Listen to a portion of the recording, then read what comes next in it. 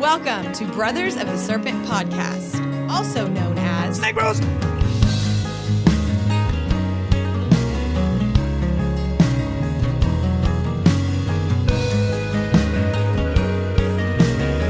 And welcome back, ladies and gentlemen, boys and girls, and Adamu, to Brothers of the Serpent podcast, episode 46.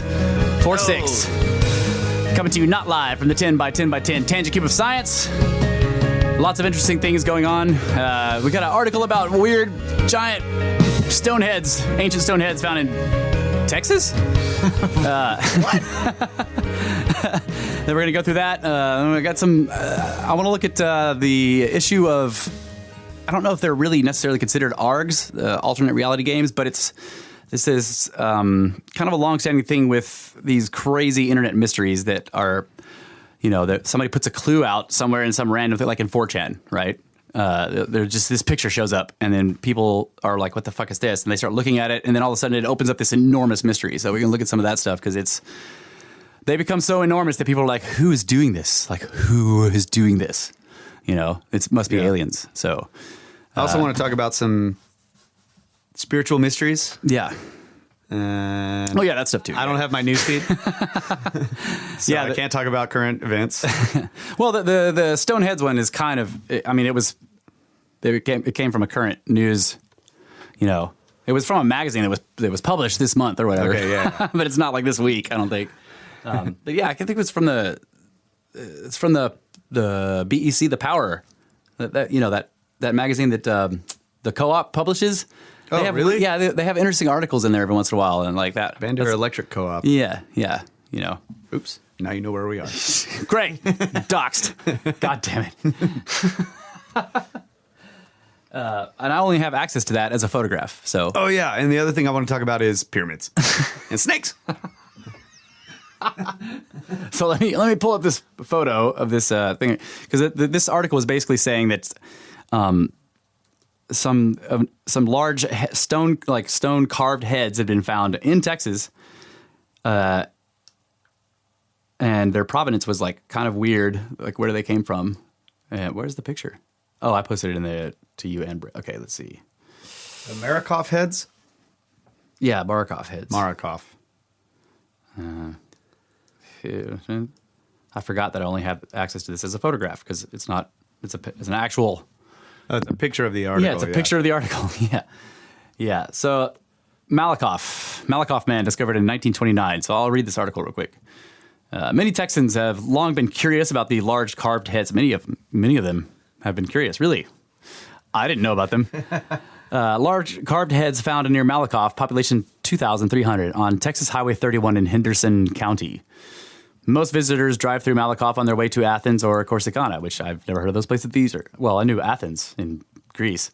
The town dates to the early 1800s and thrived with the arrival of a railroad and the discovery of brown coal in 1912. In 1904, Malakoff had 9 general stores, 3 hotels, 2 grocery stores, 3 drugstores, a furniture store, 2 lumber yards, 3 theaters, a brick company, a butcher shop, 6 doctors, 2 barbers, an undertaker, and 9 builders, and a partridge in a pear tree. Bigger than Bandera. To understand the area's greatest natural mystery, I check in with Pat Isaacson, the director of the Malakoff Historical Society and Museum. The museum occupies a grand house on East Main Street and contains exact casts of the 3 heads designated as the Malakoff Man.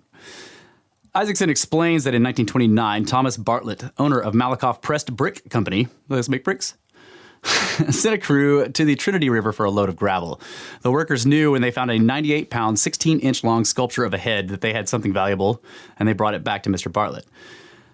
Bartlett displayed the head in his store until mining engineer V.C. Dr. Man, wow, that's a pretty cool name, contacted the Texas Memorial Museum in Austin. Okay, so according to the Texas State Historical Association, Elias Howard Sellards, a geologist and paleontologist, inspected the head and proclaimed it authentic. When a second head was discovered in 1935, Glenn Evans of the University of Texas at Austin decided further excavation was justified. From 1929 to 1939, they found 3 heads, the remains of mastodons, camels, and sloths as big as steers. Sloths, like that ties into the sloth. Oh yeah, that was one of the stories that I Yeah, had sloth in my- hunting, man.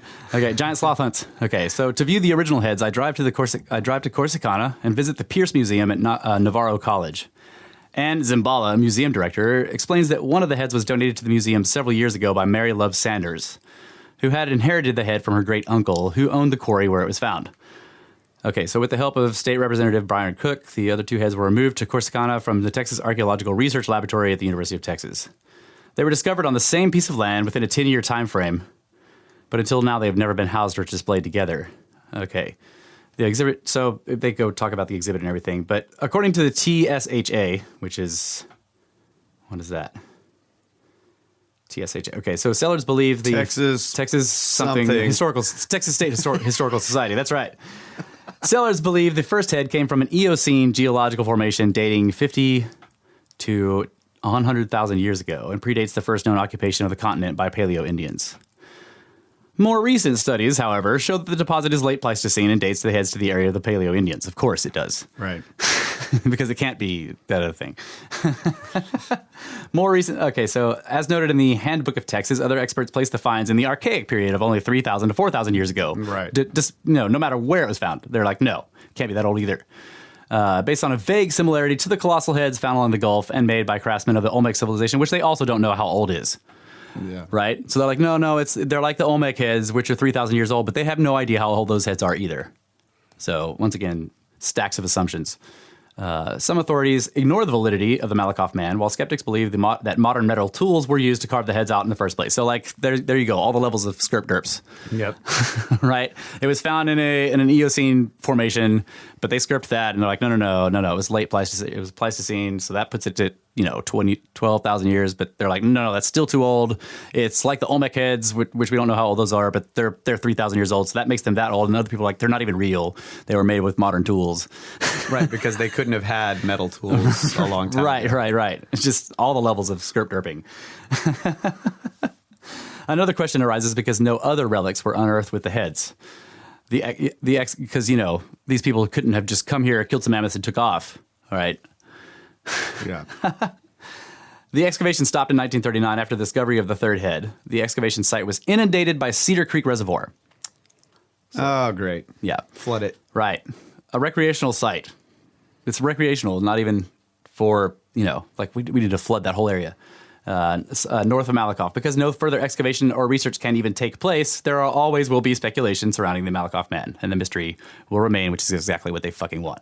So that's the article. Jesus. But the heads are, they're not, but they are weird looking. Yeah. They're not what I would call like really precise but they're strange, right? Yeah, they remind me kind of some of the ancient Sumerian statues with the ones we were looking at with they had the real big eyes. Yeah. But their faces are kind of rounded like that. Right, or the carvings that they find up in Canada, those face carvings that are all in the, what I'm talking about, on the West Coast? I don't know. We looked at them, they're like really old faded carvings in this granite stone along the shoreline.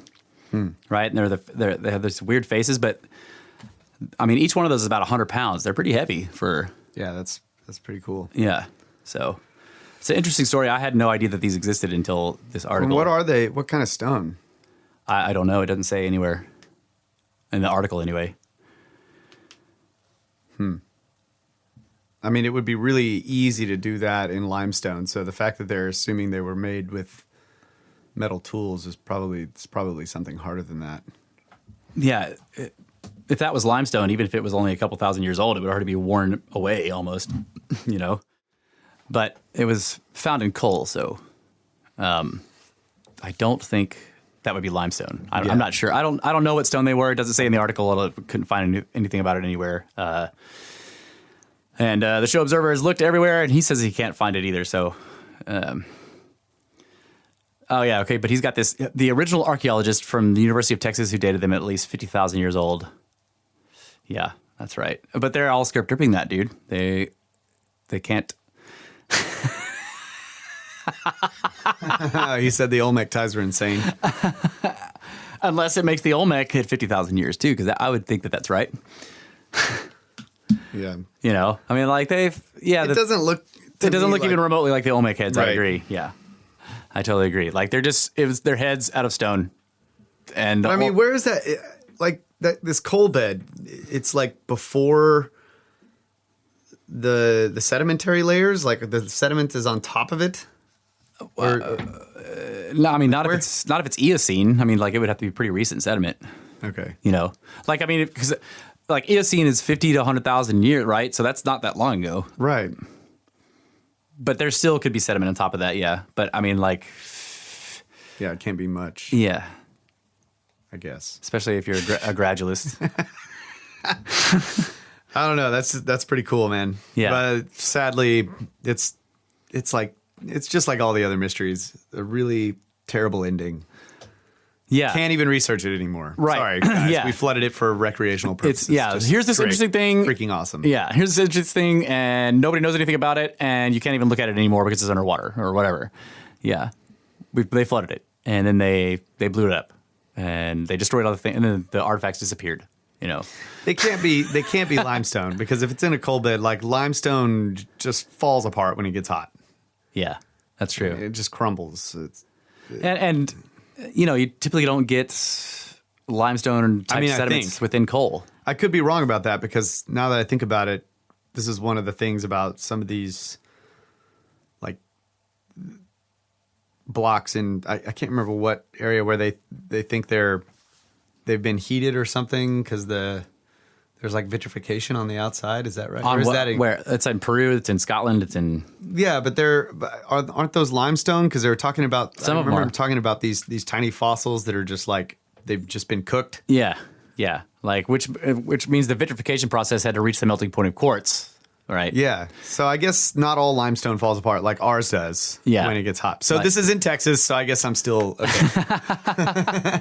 Our limestone falls apart. When it gets hot. But we're not over a coal deposit, so this must be a different.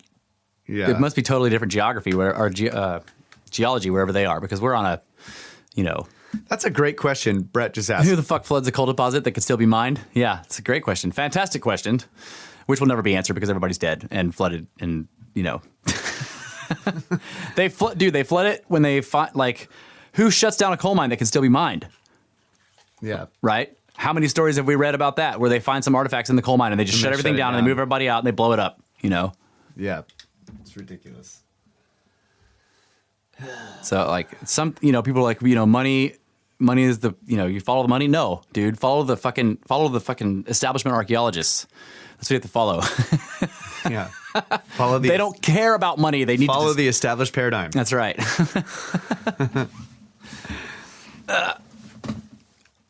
Okay, what? See, he's finding all kinds of information. The discovery was made by a guy who discovered a way to make badass white bricks from that material. Like the coal, the brown coal that they were digging up. Badass white bricks. Can't have that. The town was getting tons of economic benefit from the bricks he was making. Okay, yeah. So that's right. He sent the guys off to the quarry. That's what was in the story. Yeah, And he was, let us make bricks. right. Man, that's strange. We got to get Mind the Hive on that one, dude. They could dig up some. Yeah, serious- go talk to the Historical Society to figure this out, because what the fuck is going on here? Yeah. That's a good one. We should. Yeah, definitely. I'll send something to them about that, because they've got the kind of like reporter / researchers that will dig into that shit and look into it.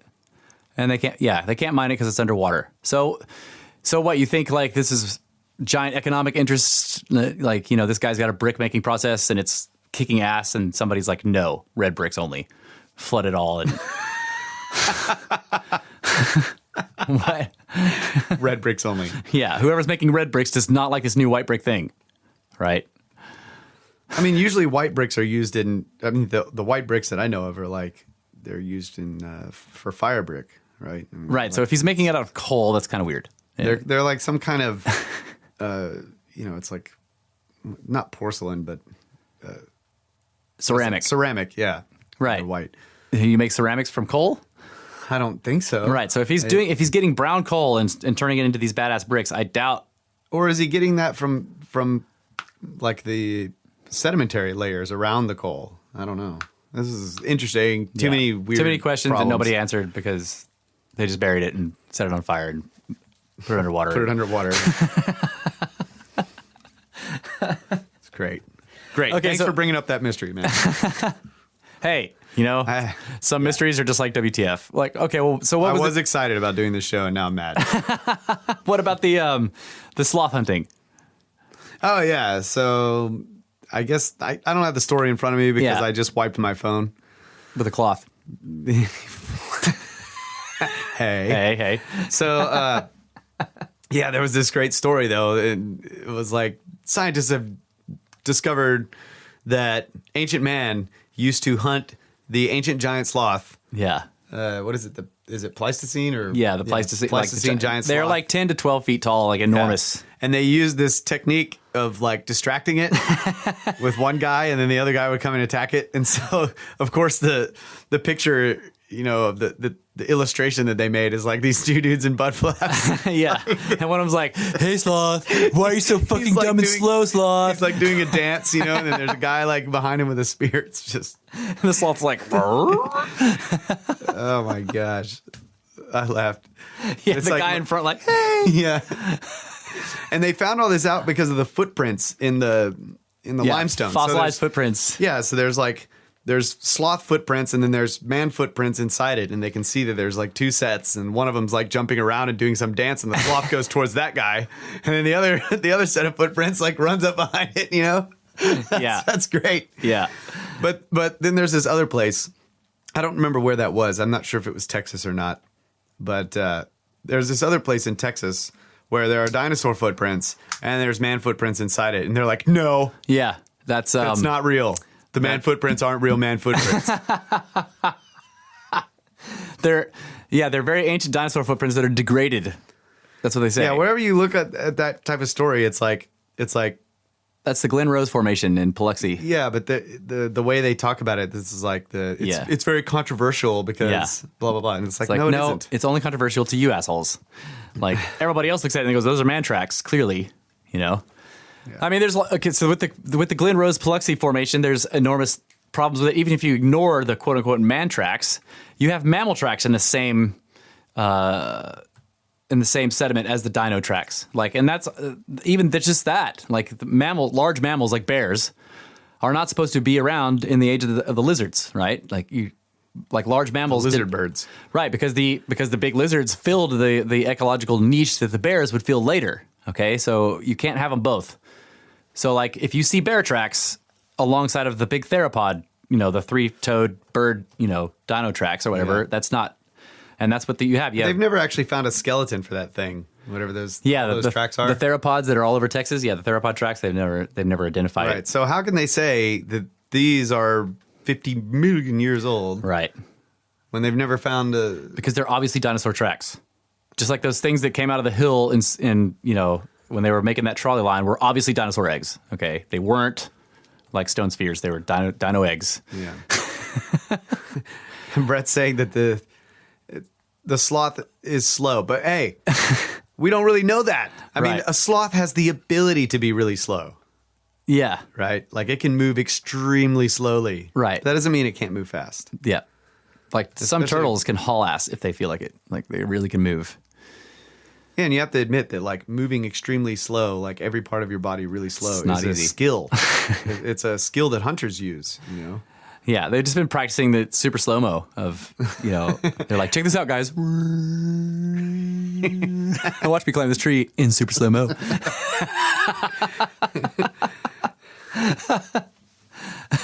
And I don't know, like a giant sloth, like those things, like I said, were 10 to 12 feet. Even if it's really slow, Yeah. that's pretty fucking big. But of course, I guess those Paleo Indians were used to fighting If giants. it was that slow, you wouldn't need a guy to distract it. Like you could just Right, what run is he- around behind it and Yeah. stab him. Yeah. So Yeah, the distraction. Just like, I mean, maybe the guy that was going to stab it was also kind of slow, like he was distracting it for his retarded brother or something. Don't worry, bro. You can hunt this thing. It's slow too.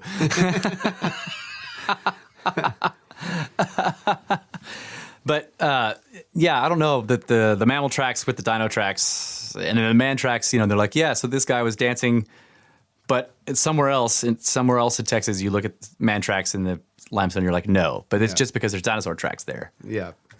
But they don't even, you're right, they don't even know. Well, okay, I can't say, because the Glen Rose Formation has tons of tracks. Some of them are theropods, which have never been identified, but I presume, I don't know this for certain, but I presume the other ones are identified known dinosaurs that are in those, because there's like, I've got this map that shows all the track forms going through this one area, and they point to them and like list off the different dinosaurs that they are. So, I don't know. What's that? That's a sloth. But anyway, it's the same story every time. They just they can't disturb the paradigm. That's obviously the moral of the story here. Yeah, and it's so often that the original, like with some of this stuff, the original discoverer who actually sees all the evidence and sees it in situ says all these things, and then like all these armchair assholes come on later and like, no, it couldn't be that, and they're making assumptions based on the paradigm. Exactly. Like the guy who actually discovered those heads was like, this was in an Eocene deposit. They're 50 to 100,000 years old, and that guy was from UT. He wasn't like a freaking layman. But later on, they're like, no, that can't be true because of the paradigm, not because they were there or saw any fucking evidence at all. Yep. Like I've been reading through this stuff on the Velikovsky stuff, and like so many of the critics at the very end of all this bullshit they wrote, they're like, they admit to having never read the book. They don't actually know anything about what they're talking about. And that's so common with skeptics. Like they haven't looked at the material. Yeah. They know the paradigm. And when it doesn't fit, they can point it out. Right. That's right. I like the thing you always say is like, yeah, we know that story. You don't have to tell us that one. Everyone knows that one. Yeah, that's right. Yeah, we know that idea. We're discussing other possibilities. So this other topic I want to talk about, which we probably should go into after the break, but there's this thing with just set the table, man. This little one right here. There's this internet mystery called Cicada 3301, and it started out with just this picture on a forum. I think it was 4chan. It may have been. But anyway, it was one of the enormous forums, like the big internet forums, and it sent people on this like global quest that was so wide in scope that people started to question, okay, who's doing this, right? Who has the resources to do all this shit, like to be physically in all these different places, and some of the things had timing so precise. Like there was the poster on the freaking telephone pole in Hawaii that was there for like one day that you had to go and scan the barcode on it. And, if you didn't get there within that 24-hour period, fucking thing was gone, And then there's somebody over in Italy doing something. And then and then there's a phone in Texas that they have to call, and, it gives them this automated, it's like it was all over the world. And people are like, what? Okay, who's doing this? It's like the Toynbee tiles. Did you look at the Toynbee tile stuff? There's weird, really complicated tiles were showing up all over the world, like like they're embedded in the road. Like you're like, how did he do this? Like on these heavily traveled roads, which don't ever not have traffic. There, like in front of like a light where there's at a really busy intersection in the middle of New York City, there'd just be this fucking tile like embedded into the fucking asphalt. Yeah, I do remember. And people are like, how the fuck did he put that there? And it would discuss. It talk about strange things about Jupiter and space and shit like that. Like it's kind of like that. Like these tiles were everywhere. Well, this cicada thing was like, it starts out as an internet mystery, which is easy. You can be a guy on your armchair and you can do stuff and make people chase it, right? But when you start doing physical things in the real world, where the clues that they're finding from decrypting shit lead them to physical addresses. Yeah. Right, where you have to leave something there, like the fucking little poster on the telephone pole in Hawaii, when you were just like the night before in Italy or whatever. So people are like, well, who's doing this? Well, it can't be one person. It must be a group, but they're everywhere. And they have... Anonymous. Anon. Yeah. So I have this... I have an article about the whole thing that kind of details sort of the like one of the sets, because this is the other thing about cicada. It comes and goes. And it's an annual thing. Like there's there will be a puzzle set or a labyrinth that you have to go through, but if people don't solve it, because some things are timed, if nobody solves it, it just stops, and then like nobody knows if it'll come back. But it has recurred, I think, like 5 or 6 times. Right. So like people are like, well, what was that? What was the whole deal? Did anybody solve it? Because like it starts to divide people out, because there would be these huge groups of people collectively trying to solve, like where you go into this forum that's just dedicated to it, and like everybody's like looking at it and asking questions about it. But it starts to pick those people, like as it gets more complicated, and towards the end, well, people think towards the end of the puzzle, it starts to like pull the people out who are really solving stuff. Yeah, or whatever. and like extract them from the group so that it's just them finding the final solutions. Yeah, I remember you telling me something about like there was this guy, one guy that got really close. Like, and then he just vanishes. Yeah. Right. And then we found out a bunch of stuff because there was one guy who was like just a little bit late on calling a number or something like that, and so didn't get to continue. Right. And so then he turned around and like just disclosed everything that he figured out because he was done. But up until that point, people were kind of keeping it close to the vest because they were being instructed to do that. It's kind of like Halliday's Easter egg or whatever. Yeah. Yeah. In that Ready Player One book. Right. Yeah. Like Ernest Cline. Yeah, so when you're trying to solve the mystery and you're still involved in it, you're keeping it close to the vest because you don't want anybody else just like jumping, piggybacking on your work. Yeah. But if you figured out that you can no longer continue, then you'll disclose it, because then why the hell not? So I have this Telegraph article that kind of goes through the whole thing, but this was written in 2013. Like I couldn't find anything more recent on this, but and Brett says he has a link to a YouTube video that compiles all the clues. That'll be in the show notes. Yeah. That's cool. I mean, I found a bunch of stuff, but I wanted an article that would sort of compile everything that's not Wikipedia, that, and this is the best one I could find. Like there was more recent shit that I came across, but this is as in terms of like sort of putting it into a narrative and showing you how this all worked. This was the best thing I could find. So it's pretty cool. How long is that? You want to do that after the break? Take a snake break? Let's see. I don't know how long it is. Yeah, we probably should, because I'm sure it's lengthy. So, all right. Yeah, we can take a break and we'll come back and talk about... Sit tight, folks. Cicadas. Don't go anywhere for 30 seconds. Yeah, snakes eat cicadas, probably. Snakes.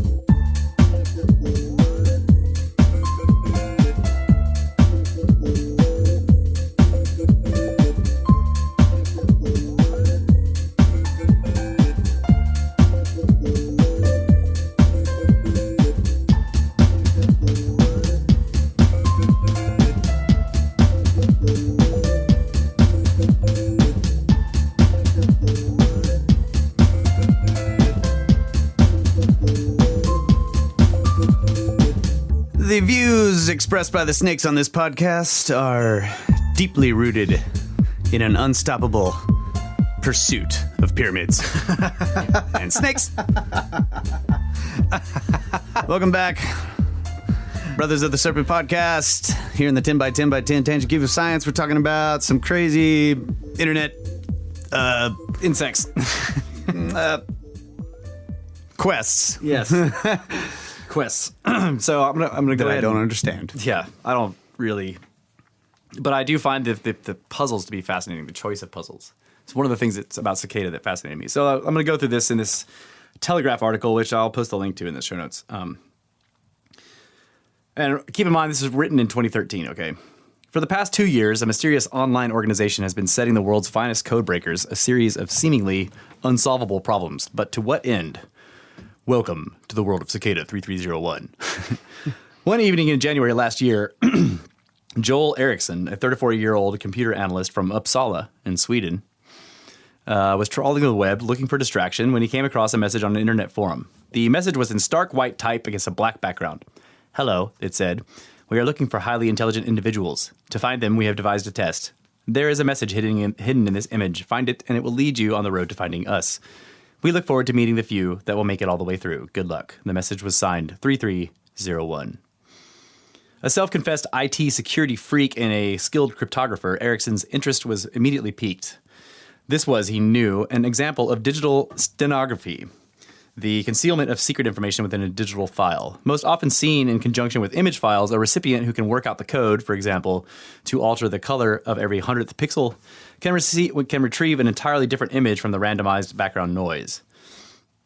It's a technique more commonly associated with nefarious ends, such as concealing child pornography.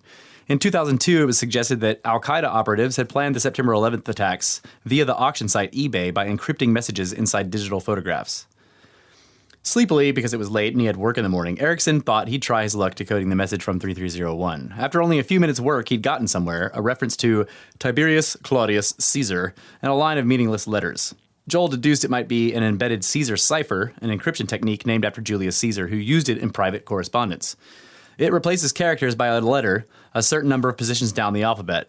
As Claudius was the fourth emperor, it suggested 4 might be important, and lo, within minutes, Erickson had found another web address buried in the image's code. Feeling satisfied, he clicked the link. It was a picture of a duck with the message, "Whoops, just decoys this way. Looks like you can't guess how to get the message out."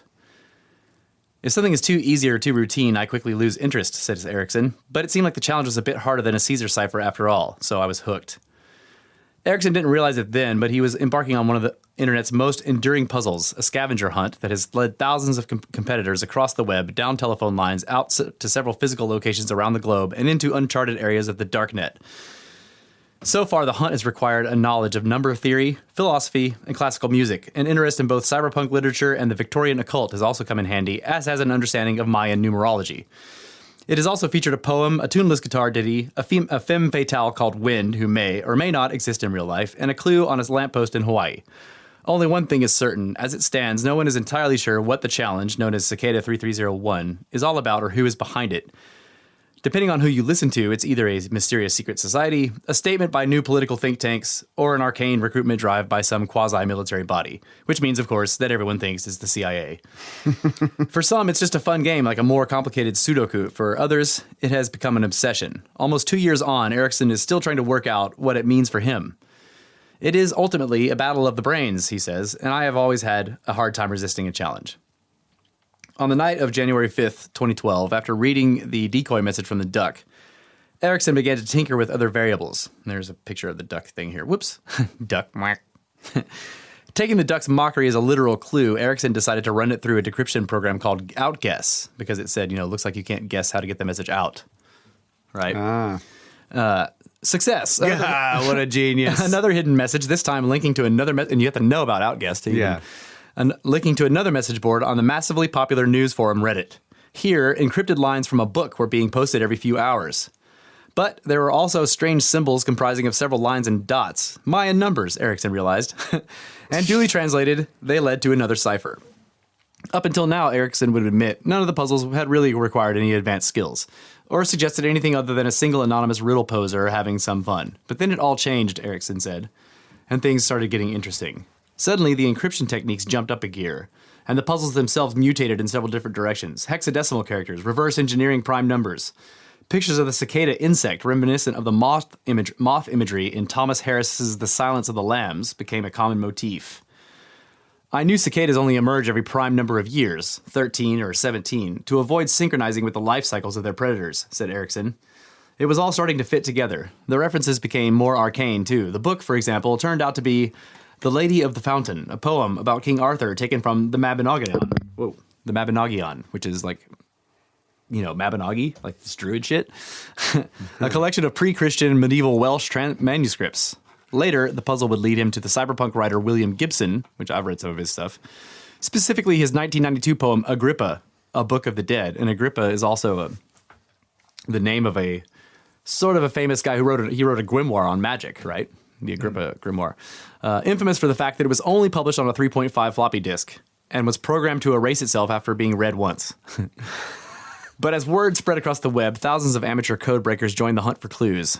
Armies of users of 4chan, the anarchic internet forum where the first cicada messages thought to have appeared, pooled their collective intelligence and endless free time to crack the puzzles.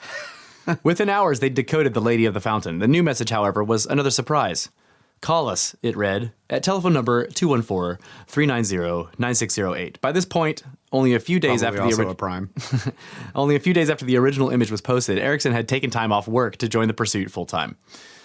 This was definitely an unexpected turn, he recalls, and the first hint that this might not just be the work of a random internet troll. Although now disconnected, the phone line was based in Texas and led to an answering machine. There, a robotic voice told them to find the prime numbers in the original image. By multiplying them together, the solvers found a new prime and a new website, 845145127.com. A countdown clock and a huge picture of a cicada confirmed they were on the right path.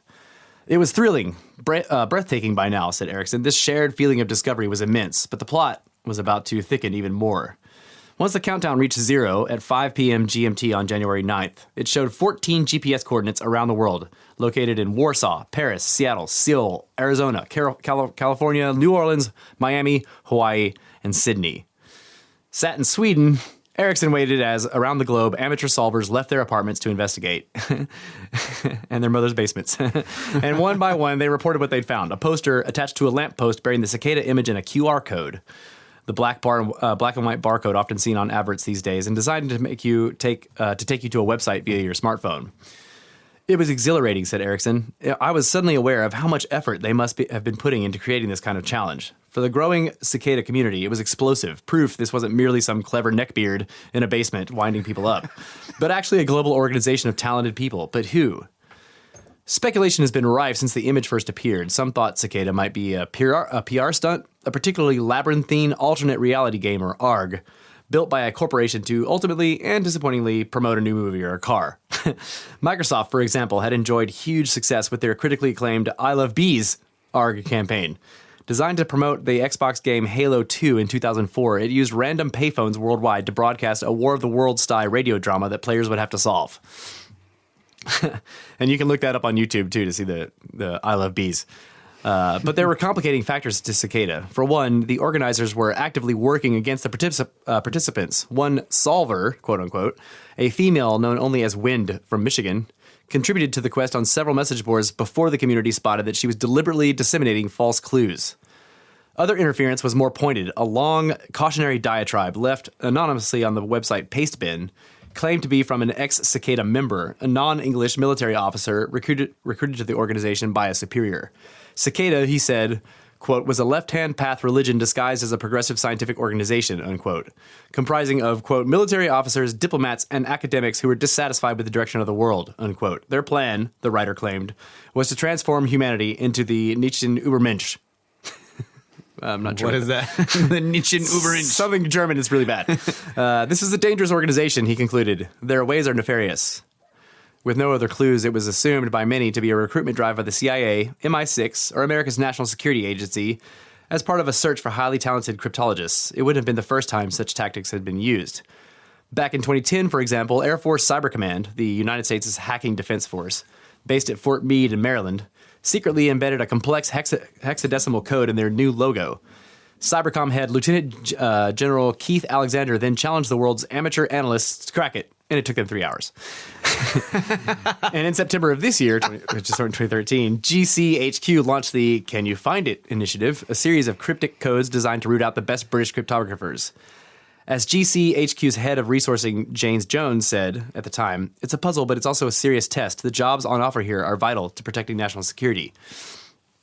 Dr. Jim Jalogly? I don't know how to say that. Former president of the American Cryptogram Association, has been cracking similar codes for years and says it's a tried and tested recruitment tactic. During the Second World War, the top-secret government code and cipher school used crossword puzzles printed in the Daily Telegraph to identify good candidates for Bletchley Park.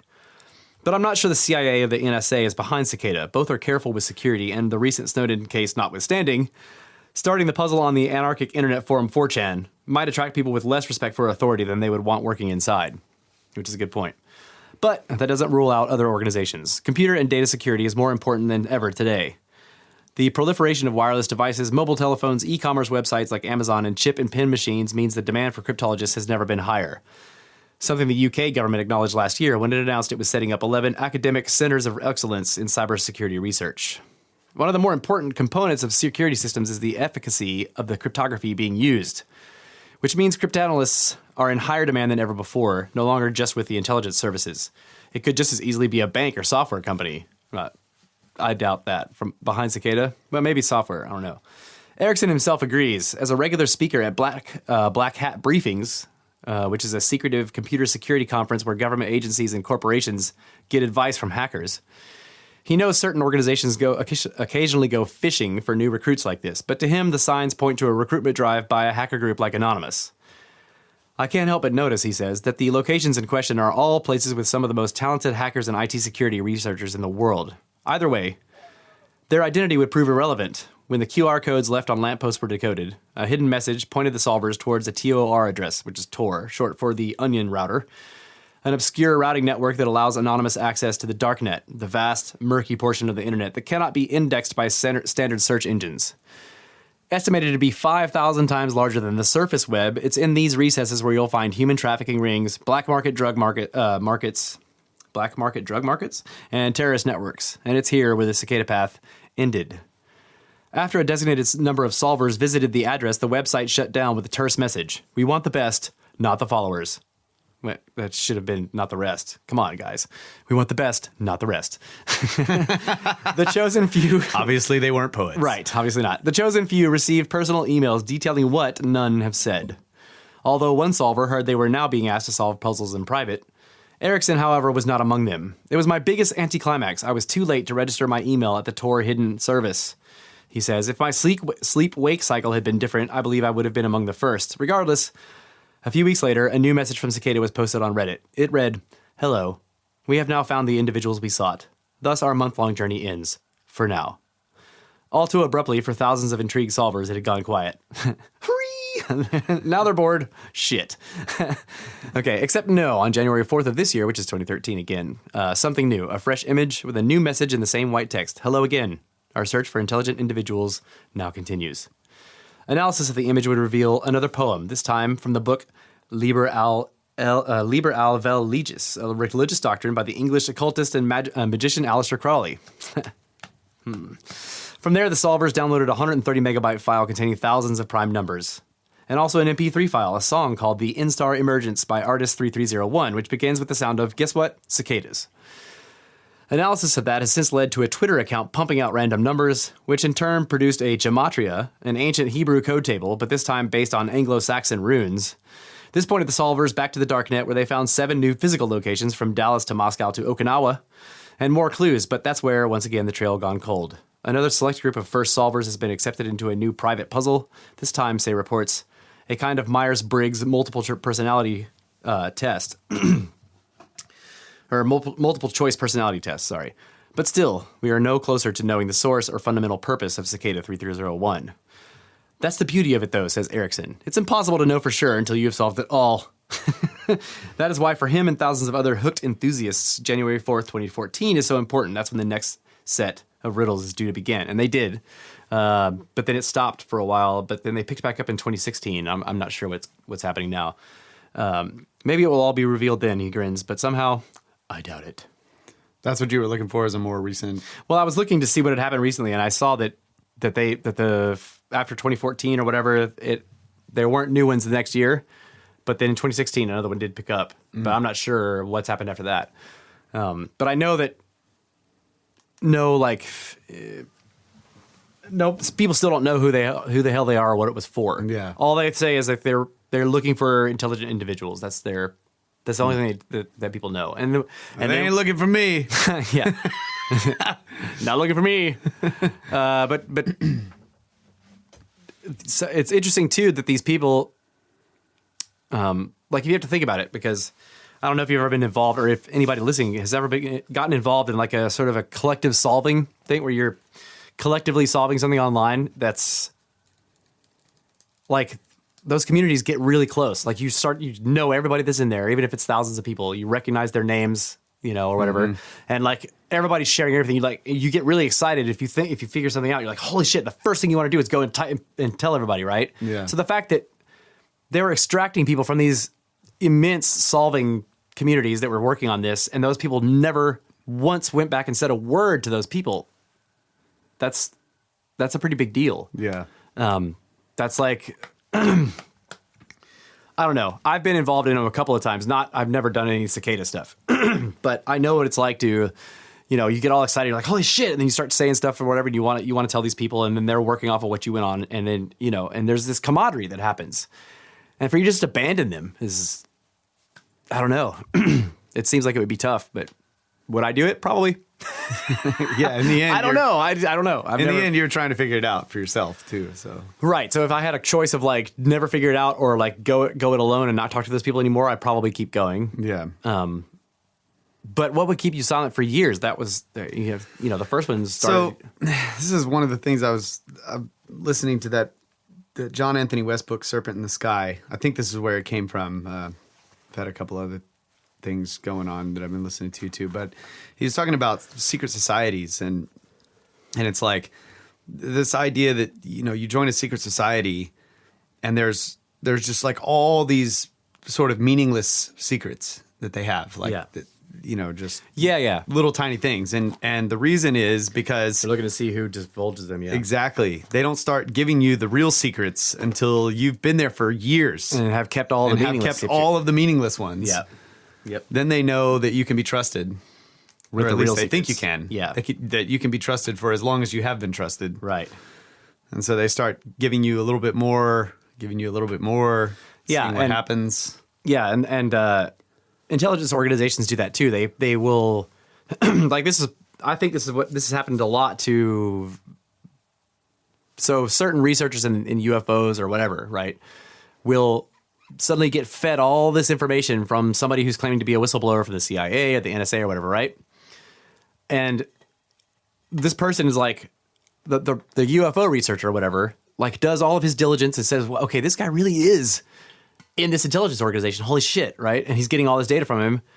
And that guy really believes all this stuff because he got it from the CIA. But what neither of them know is that the CIA was feeding this false bullshit to various people in the CIA to see if it would end up in the public record. Yeah. Because then they would know who was, or they would have a very small pool of people that did it, right? Right. So the UFO researcher ends up getting discredited by no fault of his own because he was believing a government whistleblower who really was a government whistleblower who was just fed false information by the government on purpose to find out if he would turn into a whistleblower. Oh. So the guy who was giving the information to the researcher thought it was genuine as well. Yeah. Right. But then somehow the UFO guy ends up getting discredited. I'm like, wait, why is he discredited from this? Like, yeah, the only lying happening here was on the government's part, not, just because, I don't know. I've always thought that was weird. Like I've seen that happen like 2 different times during the time I've been looking into all this shit or whatever. There have been 2 major researchers in the UFO stuff that have just were utterly destroyed by this. And it may be happening to what's his name right now from Blink-182, Tom DeLonge. Like he's published this book and he claims to have all this government shit on UFOs or whatever. I'm like, dude, I think he's being trolled or played on purpose. Yeah. He thinks it's all this legit shit and like he's been into this stuff for a long time. But I think that it looks to me like somebody in one of the intelligence organizations is looking for. They picked him because he's like a celebrity. High profile, a celebrity. Like he's a huge celebrity that pop people pay attention to. Like the thing is like this reaching pop culture people, right? So pop culture people don't pay attention to anything but pop culture. They don't watch the news. They don't look at weird shit. So Tom DeLonge has millions and millions and millions of pop culture people following him, and so he starts putting this information out, and it's reaching a demographic that people that are in intelligence organizations have no other way to reach. They can't get to them through the news or through, you know what I'm saying? Yeah. So they're feeding this information into an enormous part of the population. That's the only way you can feed it into them because they only pay attention. So you to think this. it's like a disinformation campaign, basically? Yeah, I highly doubt that it's real. I mean, I don't know. Obviously, I don't know, but I'm extremely skeptical of it because he's like, oh, I'm getting this from these government people, and I'm like, ooh, dude, like you are a prime candidate for a gigantic disinformation campaign, right? I don't doubt him at all. In other words, I don't think he's lying, and I don't think he may not even being fooled because that's the thing is the person who may be being fooled is the guy giving him the info, right? And that leads me to like, so this is happening. Well, it's like you can imagine that the CIA probably knows who in their organization is a leaker. Yeah. And they don't fire some of those people because they're good at some other stuff. And they're just like, well, if you need something to leak, you feed it to that guy. Yeah. Yeah. Well, there's the old saying, like, if you find a spy, don't out him and kill him, keep him, Yeah. Now you know where he is. Right. Like, and you can feed him false shit. Information. Yeah. Yeah. Yeah. You keep him there, and like make him think he's special and feed him all this shit. And he'll be like, fuck yeah. And he thinks he's getting good information. And he's like now feeding disinformation to the people who hired him to go be a spy. Right. But so this is kind of also happening right now with Kanye. Like, this is the other thing. Like, the puzzle that I got involved in was Kanye Quest, right? And so I'm like, look at this shit that's happening with Kanye right now. I'm like, wait, what's really happening here? Like, I didn't think Kanye had anything to do with this other thing that I was looking at, which is, I mean, that whole It started deal, out with that little video game. yeah, there's this. Okay, so the Kanye Quest is an actual little, like, I don't know if it was 8-bit, but it was kind of like that. Like, you know, you think Color Game Boy or something when you see it. Like, you know, Yeah. and the point of the game was, it was like think of an RPG, but you're a rapper, and you go around, and the battles are all rap, right? Yeah. You get into a fight and it's a rap battle, and you on the streets, right, with Kanye. But there was this weird, like, I guess you'd call it an Easter egg, but nobody knows if it was. It looks more like the whole game was written to hide this, rather than this was put in the game because it's fun, right? Yeah. Why did they choose Kanye? Like, why Kanye West? Because his last name is West, and you can be like Kanye Quest. I don't, you know. There's all these weird things going on, but the puzzle in the game didn't even look like. It doesn't even look like a puzzle that can be solved by somebody just walking around. You can't even find it. Like, you have to almost know that it's there, right? Because so from what I know, because I've never played the game, I've seen videos of it and shit. But in the very beginning of the game, like the very start, this is kind of like what they did with Far Cry 4, where you can beat the whole game in 15 minutes if you just do this one thing at the very beginning.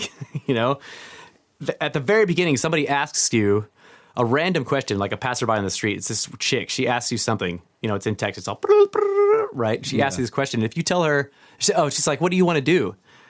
Right, and you can type in stuff. And if you put Ascension, why would you do that, right? But if you put Ascension in there, her answer gives you something that leads to you being in a totally secret, weird area of the game that doesn't make any fucking sense.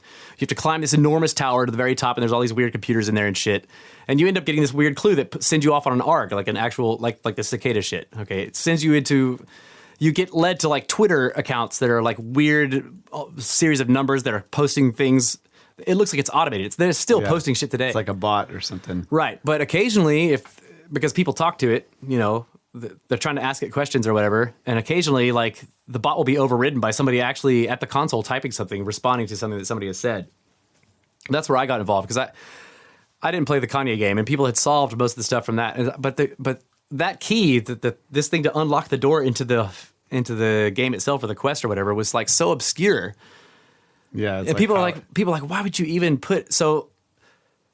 There's this strange thing. It's associated with the Ascension cult. Okay, so this guy was looking into all this shit, found these crazy websites about Ascension that were like enormously long, like, you know, no paragraphs, diatribes on all this esoteric shit, right? And like nobody understood that shit. I went and read all of it, and I was like, whoa, okay, I'm seeing all this weird shit and stuff that the guy's saying. So I went back to the forum where people, and I was like, okay, I read all that shit, and like he's saying this and that. This is the other thing with the moon, and somebody took some of the stuff that I posted and sent it off to the Twitter feed, and they got actual responses from it. And the guy was like, okay, I posted this on the Twitter feed, and I got this. And I was like, oh, yeah, that's that. And this person was, she found this thing. And, you know, I knew a bunch of stuff from that, too. And, like, we started solving shit, and people were like, holy fuck, dude. Like, nothing has moved in this quest for years, right? That's freaking crazy, dude. So, like, and it was all, like, ancient places and people, like, authors and whatever. Yeah, or, like, this, or people that had found weird shit. Like creation myths or whatever. Yeah, like, I was like, okay, I know what that woman did this thing or whatever. And the guy was like, what? And so it gave a date that I associated with her. I was like, yeah, that date is the birthday of this woman who found something weird scientifically. And the guy went and put her name in the Twitter feed and got all this other responses. And I was like, oh yeah, that's this and that thing over there. So it started to like, whoever was behind the Twitter feed that was gotten to by following the bullshit in the Kanye Quest video game, okay, was posting this stuff that had to do with shit that Snake Bros talks about. Like, yeah. So for a while, people, you know, like I was posting shit and like the guy somebody was feeding it to the Twitter feed, and they would come back and be like, they said all this stuff. I'm like, oh yeah, that's this. And then he would go say it again to the Twitter feed, and there we get responses. And people were saying like, dude, people have been talking to this feed for years and there's no response. You type whatever you want in there, you know, but like he was going in and typing in the stuff that I was saying and getting almost instantly responses from it. So somebody was like watching the feed, and they had been watching it for years and years and years. You have to think about that, like, or it was like a bot set for keywords or something. It could be that, but that would be hard to do. I don't know. not hard to do, not hard to set a bot for keywords. But when I looked at because he would post a Twitter log. Yeah. And I looked at it, I'm like, that's a person. I mean, like a person typing. Yeah, because it's very specific to what he specifically said. Even though there's lots of code involved, like there would be all these numbers, and there would be, and I don't know, for whatever reason, each time it happened, I recognized a bunch of shit in it. I'm just like, okay, I don't know what that is, but this is a date. That's clearly a date. Those things are demarking a date, and if that's the date, well, that's the birthday of this woman who found this thing. And I tried to find all that whole conversation, but I couldn't.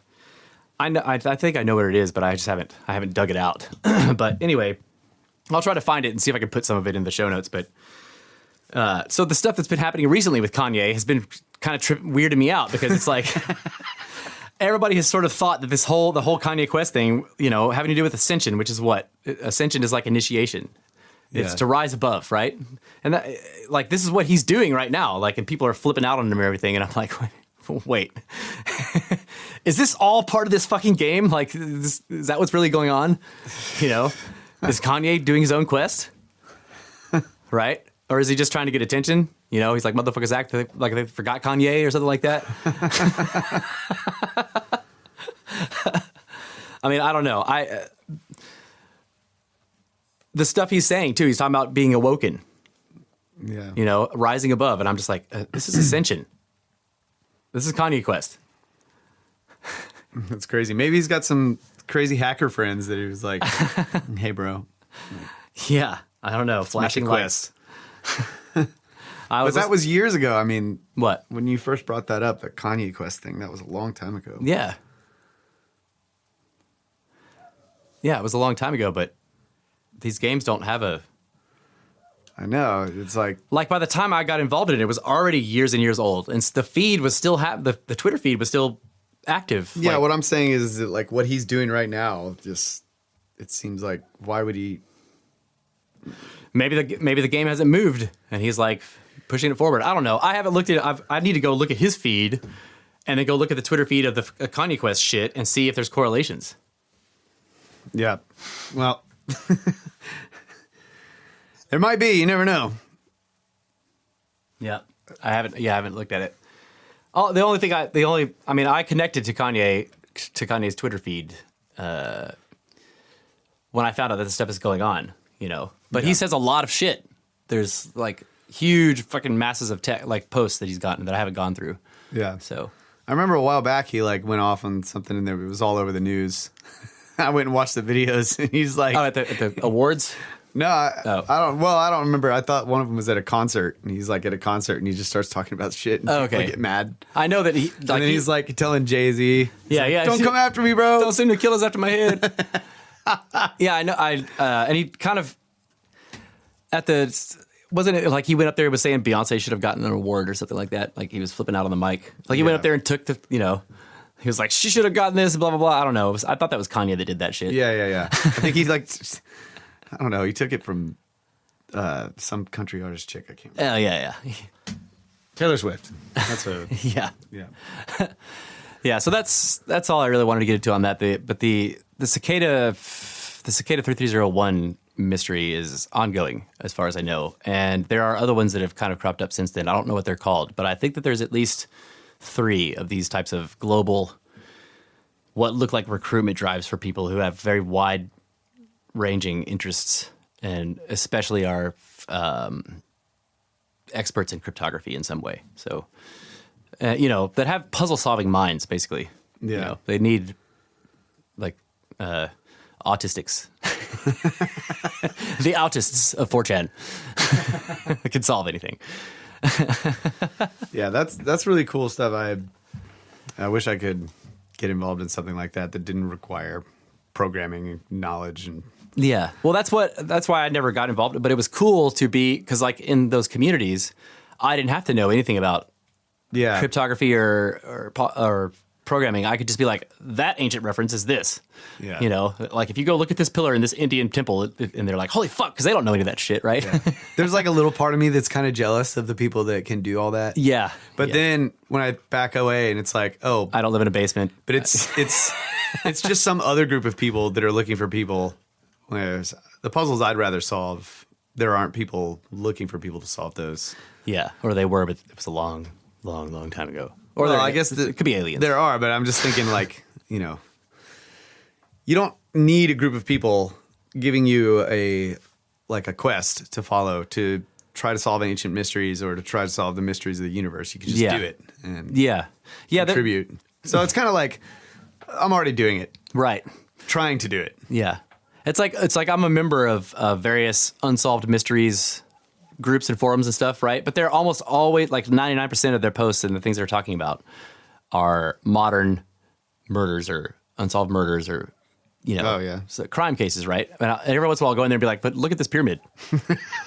Because it's unsolved mysteries, like, and they're, and they all get really excited because they're like, man, all we ever talk about is like murder, mystery, or missing people, and like you show up and you're like, what is this fucking thing in Siberia? And like, so like they like that stuff too. But yeah, usually if you look at that stuff, like people are just looking at the modern mysteries. I'm like, you guys are really good at solving all these. I mean, they'll fucking dig through DNA records. They'll look for, and they'll solve. I'm like, well, why don't you guys take a look at this weird thing in the desert? Yeah, that's cool. I love solving puzzles too, though, but I can't do it with programming. Yeah, me either. I can't do that at all. I envy those numerology people too. Like when I see numbers, I'm just like, man, I wish I knew all the numbers. Don't look at the numbers, bro. you can get lost. Just wish I knew more numbers. I do. Yeah, I want to know more numbers. I like the Gematria stuff. Like, I think that's another kind of entomology. There's a weird entomology thing with Gematria. The entomology, like the study of insects. No, I'm etymology. Etymology, yeah, the study of words. Sorry, put the in the wrong place. Just get it out of there. Yeah, just get rid of it altogether. The study of words or the like where these ways of saying things or even just the sounds that are used in language. Yeah, and then the fact that they in ancient texts at least some of their alphabet, like the alphabet they were associated with numbers, and so you could take any ancient text and convert it into numbers, and then like each word, like the Hebrew, so they would and stuff. Yeah, the Kabbalists would do this with Gematria, where you would take the any Hebrew word and you would exchange each individual letters for the numbers, add them up, and you get a number. And then any other word that also equaled that number would be associated in some weird way that you wouldn't see purely through the language or the concepts of them. But once you knew through the numbers that they were associated, then you would see these weird correlations, right? Yeah. That's really cool. So yeah. Yeah, I love etymology. It's a huge puzzle. Endless. So we were talking about the language of the birds. Like we had this discussion the other night. Yeah. Do we need to take a break? Yeah. Before we move on to a new topic. Yeah. So we're going to take a break. We'll come back. We got this topic that I want to get to with language of the birds, before the confusion of tongues, this ancient language. It's the confusion of snakes.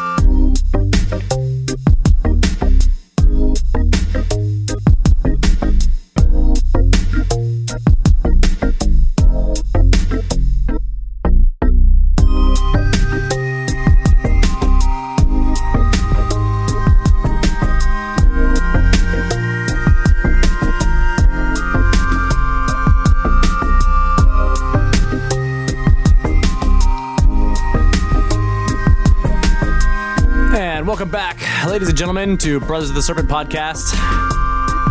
Coming to you not live from the 10x10 Tangent Cube of Science, as always.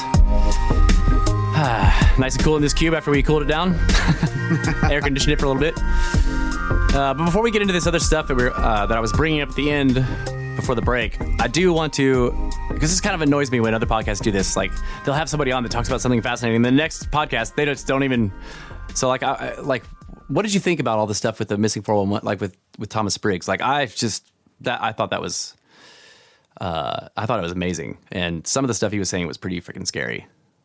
Yeah, dude, I thought it was badass. It really, like, all the time, you've been the one that's really been more into the missing 411 stuff than I have. It's never really captured my interests too much. Like, enough to like want to go read the books and all that kind of stuff. Yeah.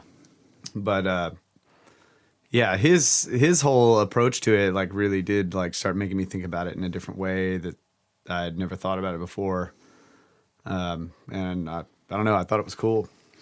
Yeah. So if I was to summarize, which I did when I was writing the show note or the show description, like the summary that I get from what he was saying on the show and also from reading his book is that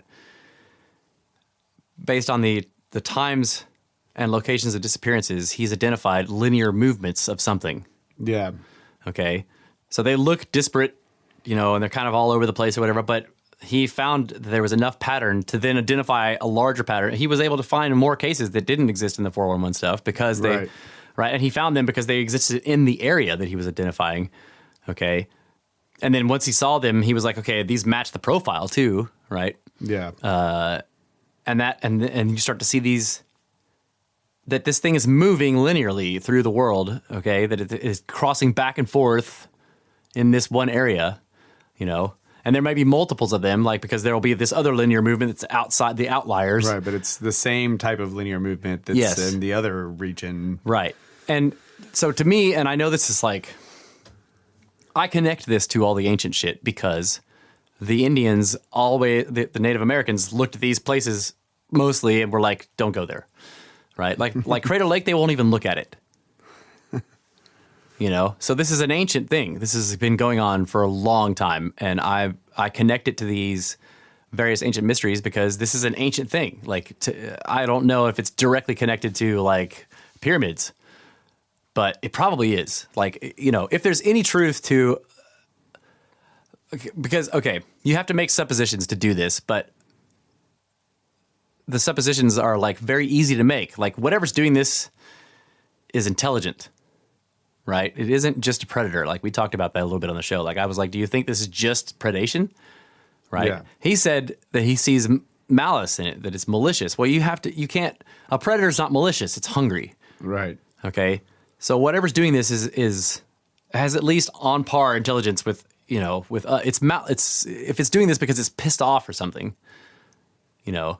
And then, of course, the fact that it picks certain people, it's choosing very carefully its victims, like that bespokes intelligence. And whatever it is it doesn't seem to be human. Okay, so here you have a non-human, very ancient, very intelligent thing, and I'm like, okay, already you're running into like these stories, these ancient stories of like other intelligent races, elf-like things, whatever they may be, magical. You know, these ancient, like, forest spirits, okay? Yeah. That have been around since the dawn of time, according to all these legends or whatever. And I'm like, those are always connected to the ancient mysteries. You know, that there's something, and in what way, I'm not sure, right? But then you have the same, so you have, like, these ideas of these previous civilizations, and that these are either remnants that live underground, okay? Like a lot of these, the disappearances happen in places where you're like, okay, this area is rife with these legends of fucking ancient underground civilizations, like Mount Rainier, you know, Mount Shasta. Like these disappearances happening in these places where it's like there are legends of enormous cities under these mountains of people that are not human, that are from like Lemuria or Mu or whatever they call it. Mm-hmm. You know, that. Like Mu is a fascinating story in and of itself. Like this guy went all over the world or all around the Pacific looking for signs of this ancient script that had been found on various artifacts that are their provenance is unknown. Nobody has been able to assign these artifacts to any particular culture, and they have this what looks like an alphabetic script, sort of like in the manuscript 512, right? There's these symbols. Yeah. They're not connected in any way to any known written language, right? So this guy went all over the Pacific and found enough of these things, and he decided these are the remnants of a civilization, and he called it Mu, right? But he was put on this quest by a freaking, like a Buddhist, I think he was a Buddhist monk or priest or whatever, who had these ancient documents in the temple that they had protected for who knows how many thousands of years that claimed this stuff about this ancient civilization. He was like, you have a ship, you have the ability to go all over the place, go look for this. And the guy was like, fuck yeah, and he did, you know? So you have that. You have these weird ideas about these ancient civilizations that went underground after cataclysms and still are there, and don't want to mix with what's now the human race on the surface.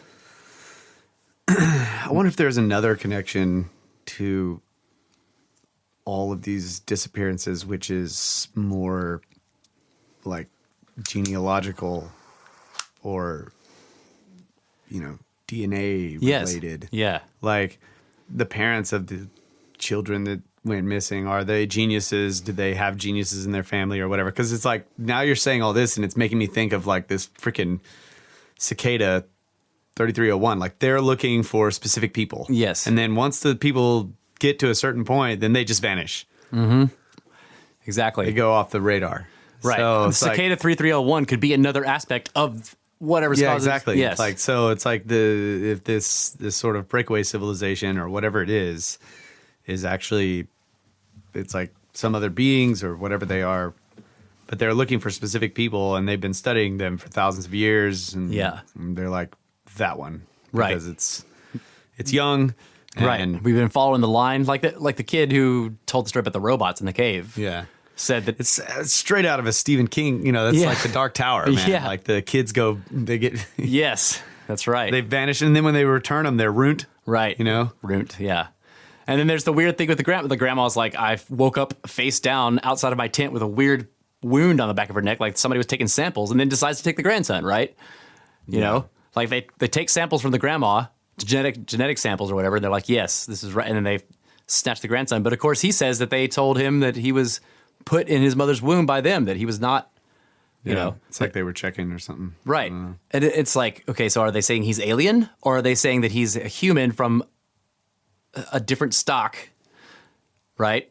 Because, like, if that's what I thought of that. Like, people are like, oh my God, he's alien. I'm like, no, I think that what they're saying, like, if this is all legitimate, what I see in that is that there are other humans that have been separated from the bulk global human population for a long time, maybe for tens of thousands of years, because they went underground at the end of, like, okay, so if our civilization was facing a cataclysm, we didn't have any way to get away from it, but some of us, many, many thousands of us, went way down underground into a facility that we built specifically for that. Tens of thousands of years later, those people are still around. They haven't mixed with the humans that are on the surface now, but they want to, but only in controlled ways, right? They wouldn't care about them so much, probably, because they're not connected to them anymore. Maybe they would. I don't know.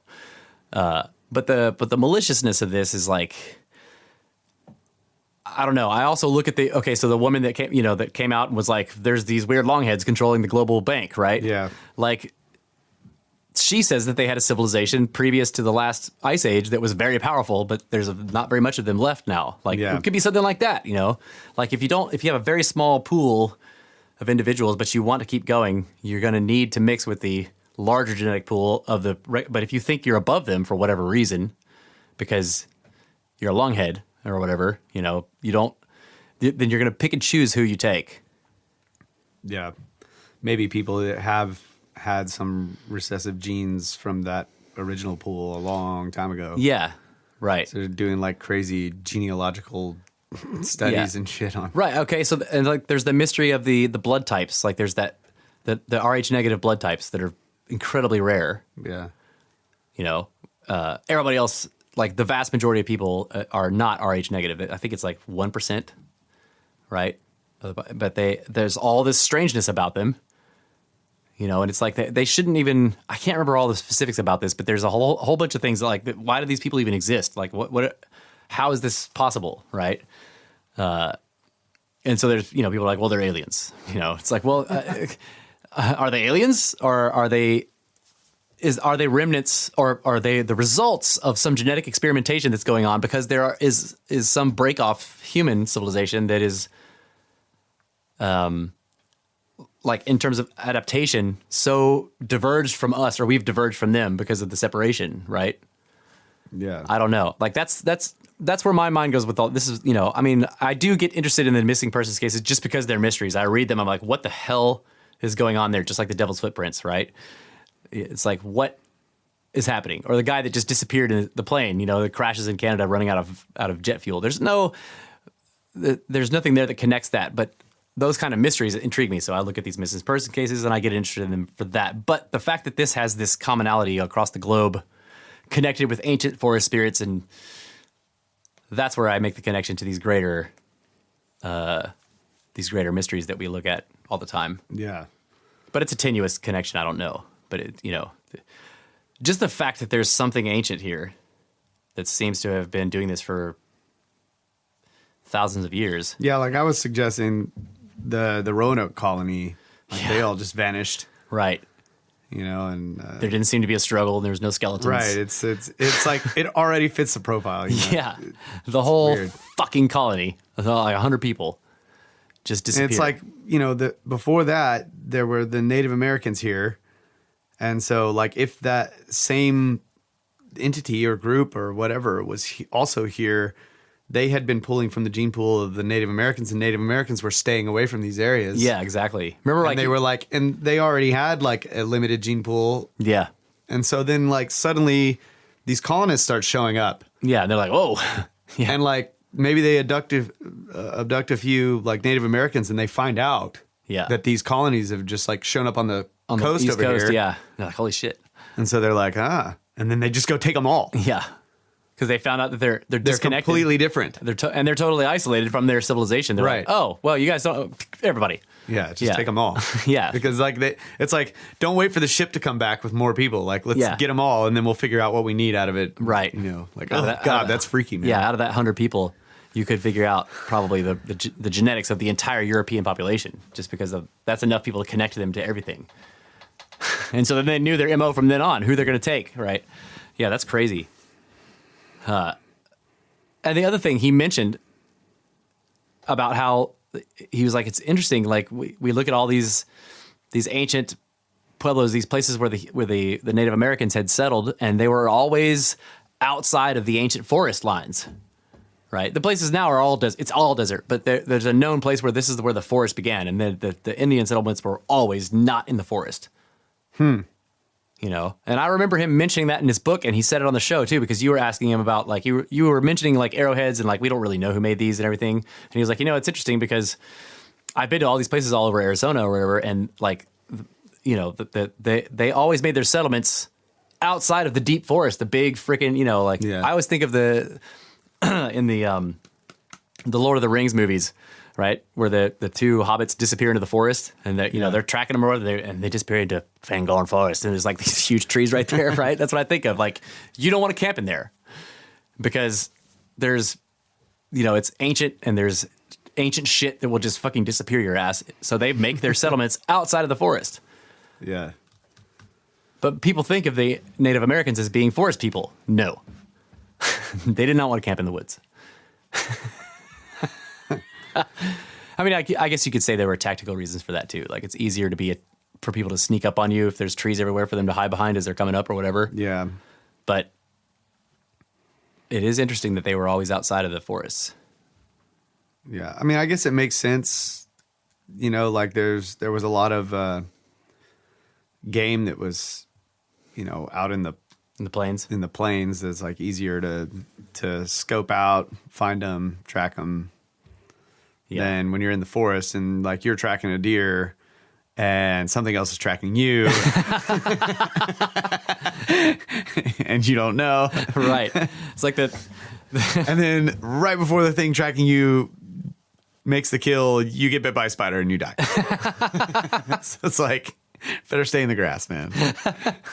It's like it was one of the new Star Wars movies where they're underwater, and like the huge fish tries to eat their little submersibles, all when this giant fish comes out and eats that one, and then the huge was eats. Yep. You're hunting the deer, there's something hunting you, and there's something hunting that thing. Yeah. You killed the deer, you're like, yeah. Meanwhile, you pissed off the wrong bug. Right. And everything dies because you got bit by a spider right before everything got eaten. Yeah. Yeah, that is, I don't know. That's, but definitely like the Native Americans had these places, that they named things like, Devil's Hole in the Ground and stuff. You don't ever want to go there. It's like Devil's Hole in the Ground. Yeah. They didn't really need to tell you not to go there. You're like, what's over that hill? And they're like, Devil's Death Den Hole. Yeah.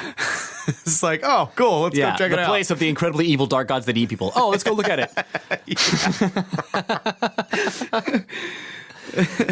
Do you think about that? It's because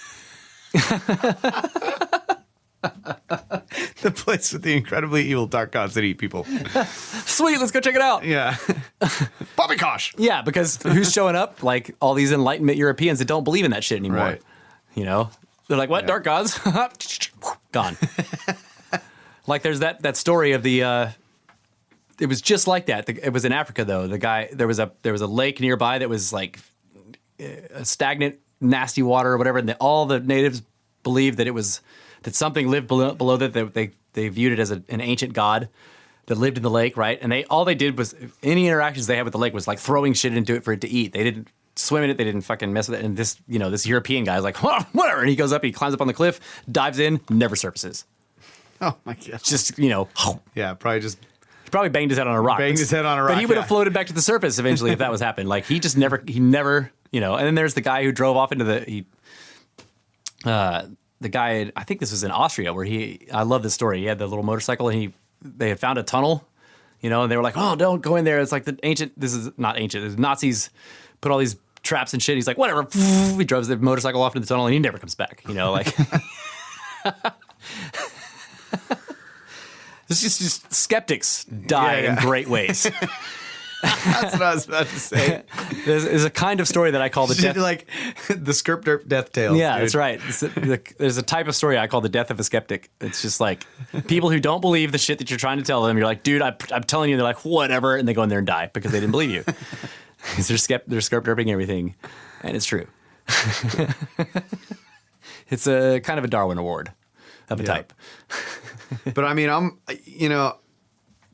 I can't say I'm totally convinced that the 411 profile is a real thing. Mm-hmm. Like it could be.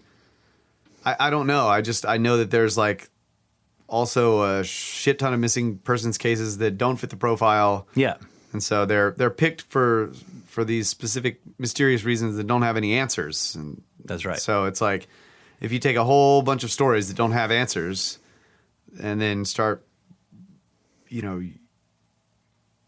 Basically like what he did was like build a profile out of it. Like I don't know that that's a legitimate. I can't say that it is, but it sure as hell looks like it. So I'm not like totally convinced, but I'll definitely stay out of those active regions.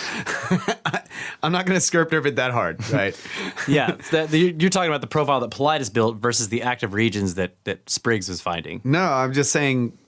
Well, I'm saying the whole thing in general. It's like he's looking at Spriggs is looking at these areas or he's looking at Paulides' stuff and he's coming up with more information based on all of that. And so it's like yeah, you're still following the trail, right? So I'm not sure that the trail is totally legit, but I'm still not going to go into those active regions because like it could be.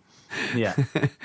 It's like I'm not saying it's not, but I'm not 100% sure it is. Yeah, either. I don't think that we can be 100% sure on that for sure.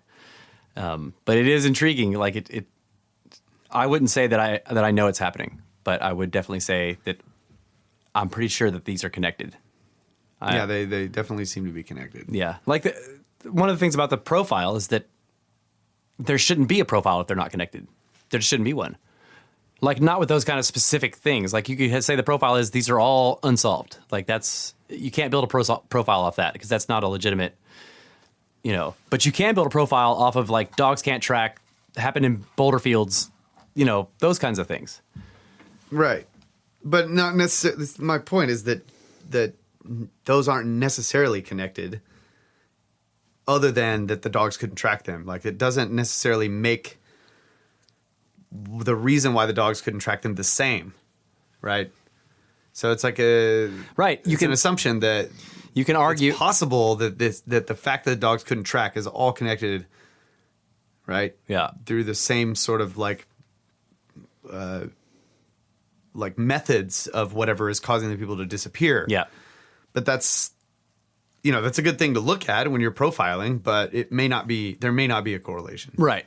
But and you can take any of the profile points and say that about them, but the fact that they all are kind of together makes it really hard to say that about them. That's the point of the profile. It's like, yeah, so this one particular thing, like the weird thing about the dogs, or the fact that they happen around granite, or you take any of those by themselves, and you could say, well, this doesn't necessarily mean there's a connection. But when they're all together, the inclement weather and that the dog's not tracking, and then the body's being found where the place where people have searched, or like it's always like the cause of death is indeterminate. Like all of those things put together, happening across all those cases, makes it very difficult to argue that they have disparate causes. Right. So yeah, so I agree with that, and then yet I haven't looked at all of the cases. Yeah, and not all of the cases have all those points. Right. But all of them have some of them. And all of the ones that might have one or two of them, but also don't have a mysterious ending, like that are not put in the book. In other words, like that's what I'm saying. Like there could have been a missing persons case where for some reason the dogs couldn't track, but they ended up solving it, and it was like they understood what was going on, and it was solved. That's a good question. That's what I'm saying. I haven't looked at, and Paulides probably has looked at shitloads of them, but if dogs couldn't track, they're in the. I'm just using that as an example. Yeah. Like there's all these different things, various things that happen, and like one of them is a solved case that might have one of these things that's in the profile, but it was solved later. Why that happened. But if you have enough unsolved ones that have that thing in there, then you can say, well, these are possibly connected, even though you see what I'm saying? Yes. Like there might be one of those things that was solved, and there was a reason why that particular thing was in the case. Right. It's like granite, like boulder fields. You can see how people could disappear in a boulder field, and it had not necessarily have anything to do with the missing 401 stuff. Because you could disappear in a boulder field, right? You could fall and break your head and die amongst the boulders, then it would take people forever to find you. But maybe not, because the dogs will be able to track you, because they should be able to, right? Yeah. So, I don't know. I know that he's said that they have gone through tens and thousands of cases to cull out these ones. But he doesn't tell you, there's no precision on him telling you, like, how they're... So, like, if they find a profile point, does that mean it's always included? Or do they find profile points in ones that don't seem to have mysterious things going on? He's right. I don't know. I tend to think no, because there's I just have no way of knowing. But I've read. That's what I'm saying. I've read lots and lots of missing person stuff that has nothing to do with 411, and I've never seen any of these in any of those cases. Right. But that's exactly what I'm saying, is that I have no way of knowing all of that. So that's why I still have like a level of doubt. Yeah. It's just like, well, I just don't know. Level of doubt is healthy. I don't think that we should be saying that. I have a healthy level of doubt. Yeah. But it looks freaking freaky. Yeah. Freaking freaky, man. Yeah. And it's even if some of the profile stuff happens elsewhere, which I don't really see. I don't know. I'm thinking of what I know about the profile. I'm like, if that happened in any other case, it would be so weird. They're straight. Inclement weather and the boulder fields one are the only two that I can think of, the only profile points where those could happen in other cases and not make it mysterious. You know what I mean? Well, it's not mysterious after it's been solved. That's my point. Well, I mean, a lot of the missing 401 cases are quote unquote solved, but they're not. Well, I mean, like where the person was found and it was just, okay. So this story we talked about where the guy vanishes from the ski resort and then shows up in California and all that. Yeah. There's like weird shit in there, but it's like the guy was found and now we don't hear anything else about the story. Yeah. Yeah. Right. So that's not necessarily what I'm talking about, because that's not really a solved case. Just because the guy was found, we still don't really know what happened because it was not reported. Right. Yep. Or it was just the answer to the mystery was assumed by reporters or whatever, and they just put it out there and it was the end of the story. Yeah. That's not what I'm talking about. I'm talking about ones where like we actually do get the information and we figure out what happened from the people that were found, if they were still alive, or if there was like hard forensic evidence, if they were found dead, that explains the mysteries. Like when you listen to Sherlock Holmes, like there's all these mysteries. You're like, how can this possibly be? but he solves the cases and there's like these weird things. But if he hadn't been there, then it would have just been like all these unanswered questions, and the cops are just like, oh, he robbed the store and then killed himself. It's like, making it up. yeah, that's not what I meant by solved. Like they're, I mean truly solved cases.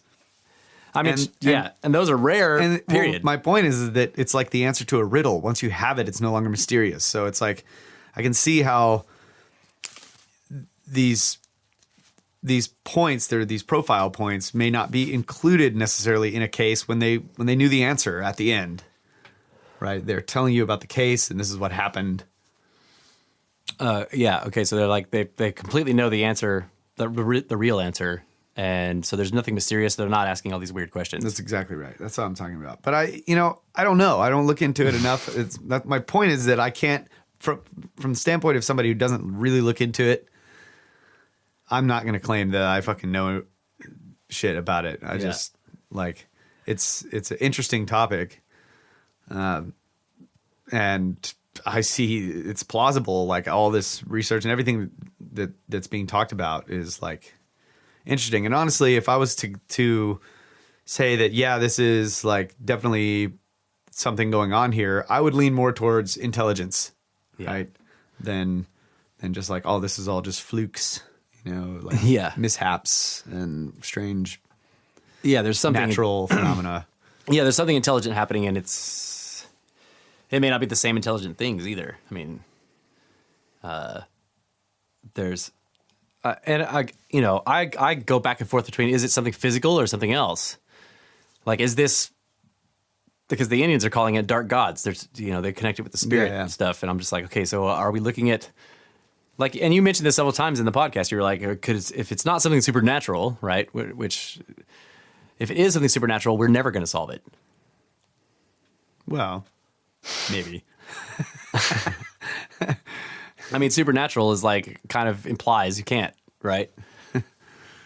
Well, yeah. If there is a it's supernatural, beyond nature, if there is a supernatural realm and we're part of it, then maybe eventually we'll figure it out. But it might not be while we're here. Right. That's what I mean. Yeah. Like while we're in the natural realm, things that are supernatural. Yeah, we can't figure it out. Yeah, exactly. That's what I'm talking about. Yeah.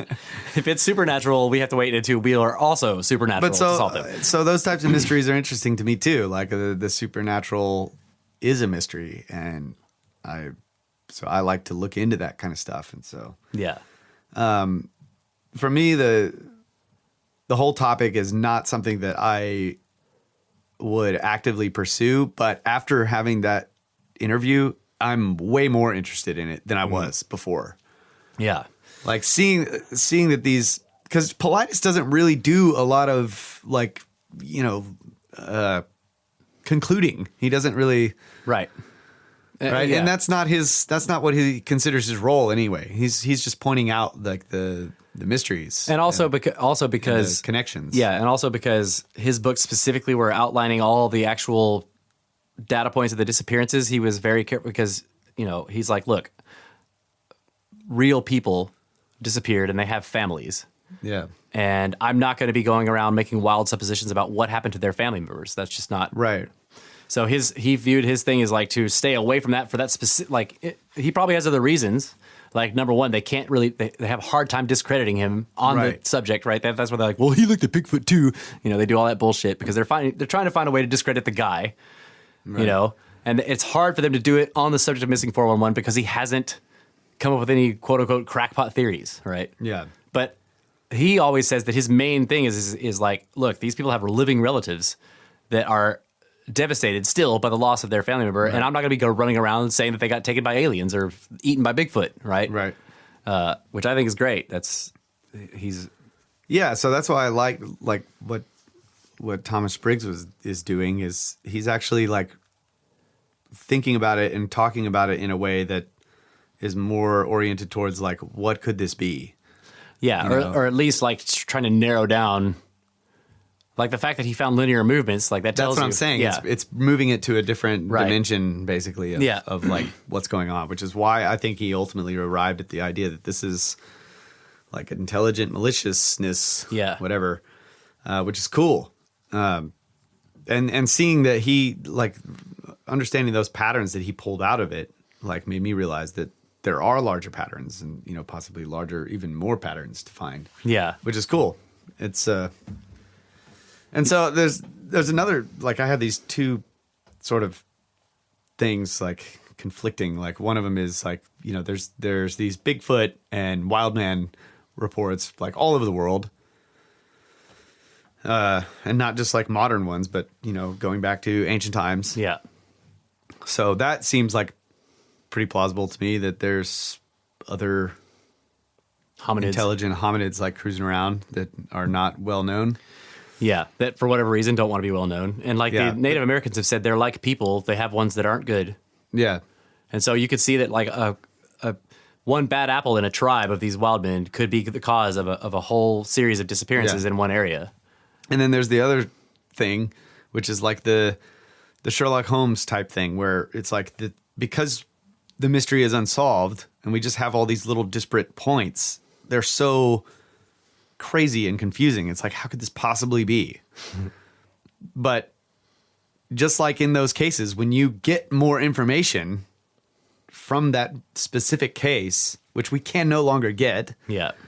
but when the other pieces of the puzzle start coming together, it's like, oh, that's what happened. You know, it's like, Yeah. so I know that exists because you could, you know, people do this with murder mysteries all the time, like the fictional ones. They present it in such a way that when you're first getting the disparate clues, you're just like, what the Yeah. hell Like is going on? Like locked room mysteries are like that, you know, where it's like the rooms are locked from the inside. Yeah. And, you know, the guy's dead in there and people heard like shouting and yelling, but he's been shot. Right.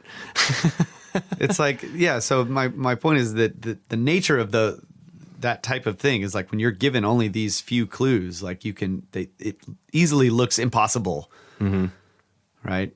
And so that's one of the reasons why I'm not driven to research or to look into the cases, because there's just not enough information to solve the puzzle. It's just you just get little tiny pieces of information that Right. That's what makes the don't make any sense. Well, that's what makes the profile fast, because like one at a time, these cases are impossible. But the fact that he's found so many of them that have so many similar data points makes it to where now you could say, okay, this is giving us a direction to go to solve this problem. Right. That's where I don't know if it's real, is because if you just take a whole bunch of these cases where you've just got all this disparate clues, but you can't get more information, and then you Right. start looking at similarities between is that really going to show you the solution, or are you just confusing yourself even more? Like that's what I don't know, because there's no other example of where you could do this. Well, crime solving does this. That's how they do it. I mean, this is a debate that I've had online with a bunch, because they've said the same thing. They're like, he's cherry picking the cases, and I'm like, well, that's what you do. Like that's how you do it. And like, well, they're like, well, how do we know that the profile? That this is a real profile of some thing that's doing this? And I'm like, well, we don't. But you don't ever. But like when you're trying to solve a serial killer, this is what you do. There's no other way to solve them. Like it may not be right, but there is no other known way to solve them, period, because you can't, because they don't. Right. Because, you have to connect them. You have to try to look for and maybe connections maybe your connection is wrong. Your profile is incorrect, or it's combining the killings of a bunch of serial killers, and you're never going to get anywhere with that because it's not a real profile. But you have to build a profile to solve the cases. Right. That's what I'm saying. It's like that's cool. Like what he's doing is cool. I don't have enough information to know if it's legit. Oh yeah. Like if it's, you know, I just Yeah. don't know. So Yeah, I think that. I mean, all I would say is like, yes, that's a given. Like, it's not whether it's a real profile. We don't know if it's one thing. A lot of people look at this and they're like, okay, there's something really going on here, but I don't think it's all one thing. You know. Yeah. And that's that's the same as in law enforcement. They look at these killings and they're like, well, maybe these are similar because of these weird things happening in them, but maybe not. Right. And all you can do is look for more cases that have these points, put them together. Keep looking for them. Right. And eventually one will come along that has the clue Right. along with the other ones That that you knew answers about. some other ones. And then you're like, holy shit, that must have happened here and here and here and here and here and here. And then that answers a bunch of shit. And then suddenly things start to fall together. Right. So it's definitely a worthwhile endeavor. Yeah. It's just not really my type of endeavor. For some reason, I just Yeah, to me, it's the providence of it is the fact that once I'm like, okay, this is not a person doing this, then I'm hooked. I'm already like, okay, it's intelligent, but it's not us. yeah. So if the profile's right, if it's not, then maybe that's not the right answer. But as it looks right now, I'm like, this is not a person, not a human, but it's intelligent. You know, clearly there are this is intelligent movements. Like whatever's doing this is, you know, and it's totally unknown. If it is a non-human intelligent thing, then it is completely unknown, and it doesn't even, aside from maybe vague descriptions that are hidden in legends and shit. The thing is not in. It doesn't exist anywhere in our memory or public consciousness at all. That's another thing. I'm like, how can this thing be doing this for all this time, and completely sit outside of? Yeah, except that once again, like you go, these sightings of all the.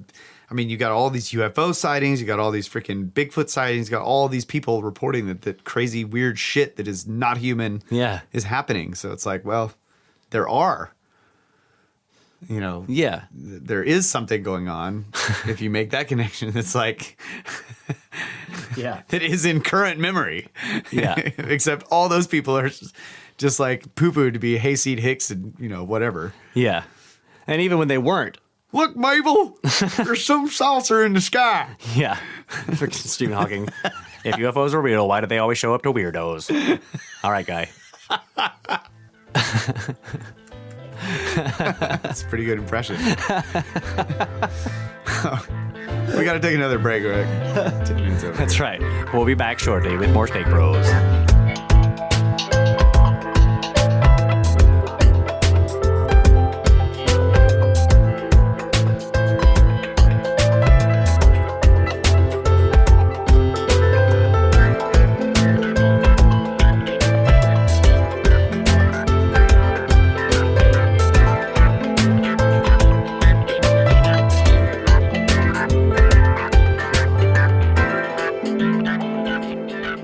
Welcome back. Final segment of the final hour, Brothers of the Serpent podcast. And that is language of the birds. Yeah, it's a secret language. I just said pyramids and snakes. That's all they talk about, is birds. Anytime you hear birds, they're talking about pyramids and snakes. Pretty much. And hawks, maybe. So I was saying that we were talking about this the other night. We had two pretty big conversations about this. And you were making connections to music, right? Well, we were talking about music controlling emotions. Actually, no, it was. I think you started talking about these numbers that don't seem to be definable, like pi relationship and all this kind of stuff. And I don't remember how it led into it, but we ended up talking about like how musical instruments are they're like a tool that is a sort of transducer between the physical and the non-physical. Yeah. So you guys were jamming out. Yeah. And I was listening to and it was really catchy. And I started thinking about the quote unquote perfect melody. Right. Yeah. Were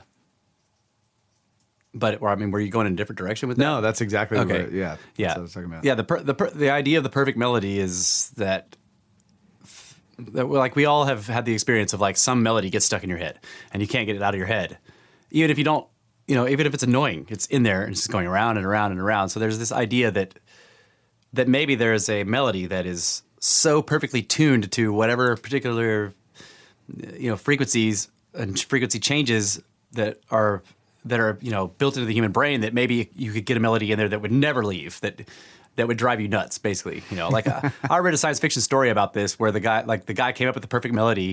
He thought of it because of the perfect melody, and then he's a catatonic because all he could do is hear that melody in his head going around and around after that, right? So that was kind of a dark story on the idea. But the concept, like, why do these melodies get stuck in our head? Because there are the frequency changes are in some way either maybe they're not pleasing after it's been stuck in your head for days, but in some way it's attuned. And so they were jamming out, and I was thinking about that and thinking about how all of this has to do with frequency, period, and that there are aspects of that the human body physically is phi, everywhere is phi, right? And this is this indefinable number like pi that seems to, that I've postulated before, may have its provenance in some other realm, right? That ours is interacting with or perpendicular to or whatever. Yeah. So like these particular frequencies that can be melodies that are really catchy, quote unquote. Why are they catchy? Because in some way they're attuned to us. Well, if we are in all these ways representative of these like numbers that are fundamental in the universe, could you also see this melody out in the universe? Like, in other words, like could you see movements in the universe of and those being representative of these same frequencies writ large? You know what I mean? Yeah. That's how I started the conversation. Yeah, and it ended up like right. We were talking about that. It was like if you could say like you're looking at all these galaxies and everything that they're doing, but if you could speed that up, Yeah. and just like fast forward through the process of these galaxies like coming into existence and then collapsing or circling and joining all each their other, pulsing and everything would it they're be doing. a melody? Yeah. Like would it like because they're emitting these like massive vibrations just Yes. based on their coming into existence, explosions, supernovas, all this stuff. Right. So if you could fast forward it, would you like up to a point to where you could get frequencies high enough to be in the human range of hearing? Would Right. you hear a melody? Yeah. That's Or if you catchy. just translate that and like let's play those frequencies now in the air and see if we like Yeah, it. that was pretty cool. But that led me down this path of thinking like there's something weird about music too that is, and this has always like kind of bugged me. It's like why we have these things called major chords and we have minor chords, and there's like a minor chord always gives you this sort of like melancholy, Yeah. sort of subdued. Yeah. The song gets Feeling. sad when the minor chord hits. It's a sad part, and then there's like the major chords are like happy. Upbeat and happy. Yeah. Right. It's weird. And that's always been strange to me. So I was kind of like postulating that these frequencies, like they can be represented mathematically. They're ratios of different frequencies. The how far apart they are, right? Mathematically, like you have one frequency, and then you increase the frequency up to a point, and we call it like say this is a third away or a fifth. Yeah. But those are just names because we've decided, like, well, you get an octave, and then you can divide it into so many pieces, and they make sense You go mathematically. a third up the octave or a fifth. Right. And they actually, like the waveforms will, when you're looking at them graphed out, a third higher or lower, like the waveforms, however many humps there fit are in in. the wave, they fit into one hump of the other one. Yeah. Right. Right. So, or like after 3 or 4 humps, they line up again. Yeah. Right. Yeah. So they are mathematically connected to each other in ratios. So we were just talking about that, and I was thinking of it that night in terms of like these acoustical instruments that we have. These musical instruments are like they're tools, and the ancients, like the Sumerians talked about the meh, these weapons of great power. Yeah. And some of the meh, when you look at like sort of the translations of these devices, like some of them are musical instruments. Yeah. And then in the like the legends of the Jews, the Hebrew legends and stories, and they also have like these powerful tools, like the demons of Solomon like carried powerful tools, and some of them were instruments. Yeah. Musical instruments. And they use like ram horns to knock walls down. Right, exactly. Yeah. So musical instruments are sort of used as these powerful tools over and over and over again in these ancient texts. Yeah. And, we have them today, and it's just like, well, you don't consider it a powerful tool. But it is such a powerful tool, like really when you think about it, because with a musical instrument, you could play something that organizes these frequencies of vibrations in such a way that causes emotions to happen in other people. Yeah, it invokes emotion. Yeah. Right. And so kind of where you were going, where like with this perfect melody thing, I'm thinking like, well, people change over time. And so the perfect melody for a person changes over time. Perhaps. Yeah. That's kind of the way I look at it. But Yeah. But still there is this base level where the minor is always sort of this same feeling. Right. And like some people would describe it as sad, some people describe it as beautiful, but it still has that same sort of Right, but it's beautiful because it's sad. Right. They find Sadness is beautiful. they find beauty in sadness. Okay. It's melancholy, it's lovely. Right. Exactly. So I'm thinking about all of that, and like it's like this instrument is a tool that was developed that connects the other world, the spirit realm, to the physical. It's like it's able to play with the spirit or the emotion, the non-measurable, the immeasurable, using measured physical stuff. Right. So, but it's like what other thing can do that? So we can write poems and all this kind of stuff, but art. it's like art in general, right? Yeah. The paintings, you look at it and you're like, Right. So I was analyzing this further. It's still music stands alone in this one respect, I think, that it is the only direct use of the physical that can do this, right? Whereas you think about a picture requires light to bounce off, right? Like the picture is the light has to come from somewhere else to reflect off of it for you to get it. I see. A movie is the same thing. It's like they have to use this light bouncing off of stuff to collect into something, right? And then they record that. Whereas can you go just make a movie on the fly? Well, you would think, oh, it's a play, right? But in the same sense, the play requires this ambient you can't do light. a play in the dark. You can't do a play in the dark. But you can play music in the dark. Right. But the music comes directly from that instrument that you can hold and play. Like one person can coordinate themselves and produce this thing by motion of their body without the use of any other external frequencies, right? Because like if you did a whole play in red light, like people would be like, whoa, this is, you'd have to use that light to sort of cast. That's why they use the different colors of lights to help cast it. So it's like you have to have this external thing. Whereas an instrument, a musical instrument, is the thing that you use, and it is the thing that broadcasts the. So I was trying to think of like, in terms of that, like you couldn't just like project. I guess you could put a strobe light in front of somebody and cause them to have an epileptic seizure or whatever. And then they sue you. Right. But it's like you can't really give somebody some beautiful thing with just like shining lights in their eyes, right? You have to reflect the light off of some other thing. So then I started thinking, okay, well, what are the other senses, right? I know that smell is very powerful in terms of memory. Okay, so cooking, I didn't think about that. Like you could cook some stuff and like people, but that's or a perfume, right? I would say that's. Well, I mean, creating a song, like they kind of look at perfume in terms of notes and stuff. Yeah, the chords. That's what they call the different. Right, but it's still not an instrument. Like you have to build that with like chemistry and all that kind of stuff, and it's like you have this completed work of art, right? Yeah, you remember that movie?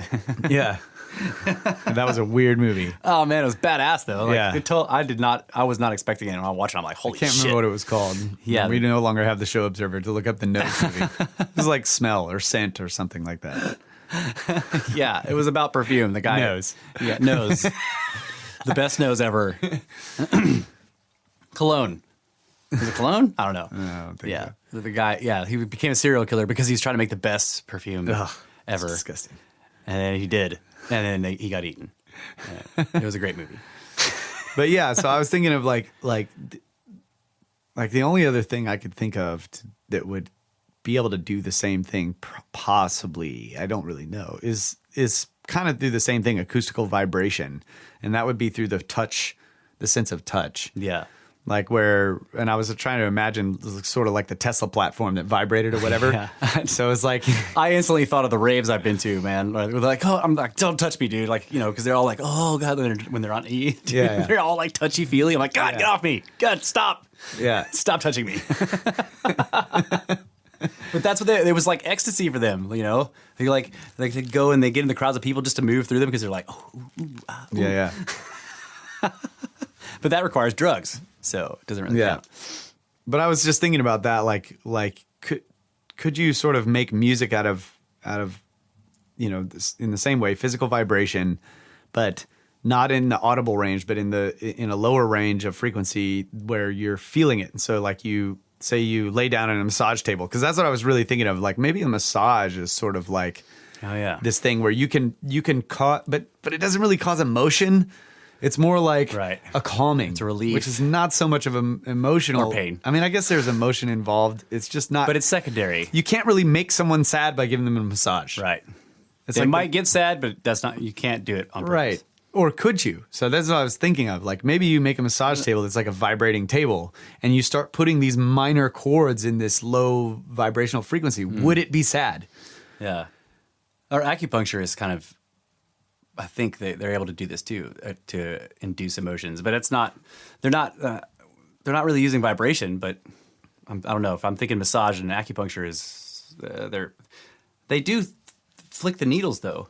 And they'll burn scents on the ends of some of them. And they got incense burning on them or whatever. And I definitely would be surprised if somebody could like flick some needles and make me sad. Like I don't know. Like I think it would be startling. I don't know if I'd be surprised by it though.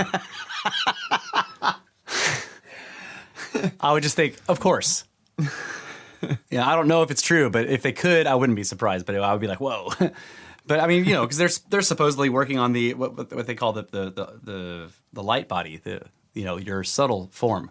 Yeah, that's what the needle. It's not the needles aren't doing anything physically to you, but they're there because they're interacting with these energy points. Yeah. So really, I guess what I'm getting at is that there's just nothing like that tool. Yeah. That's the instrument. Right. Like even with this whole stupid like vibration idea, it's just like you can't.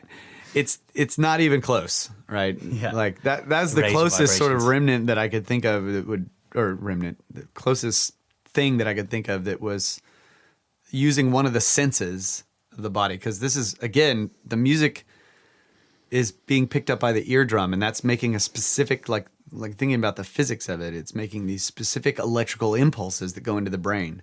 Yeah.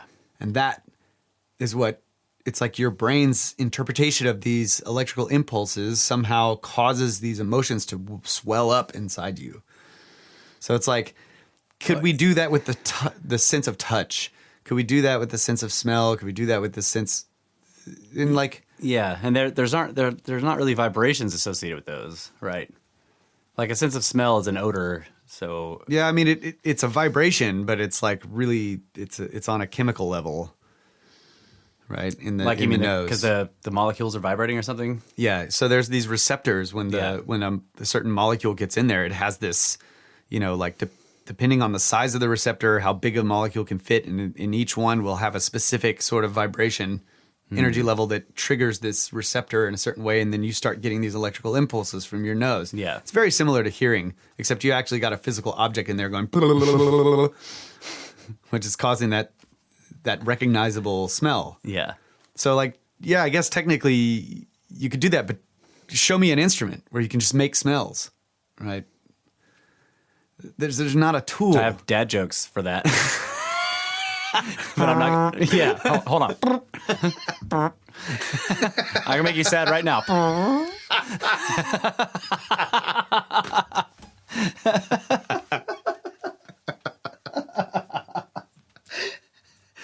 Okay, so there's one tool. There's one known instrument. All right, so somebody needs to invent an instrument that's just got all these different like mixtures of methanes and different gases, and you're just like.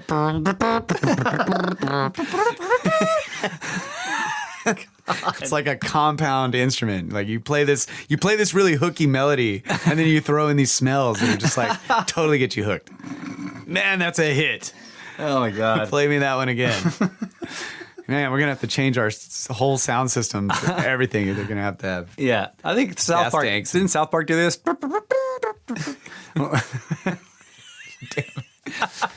was it Uncle Fucker or something like that? That conversation just totally devolved. But Yeah, sorry about that. no, that's great. I love it.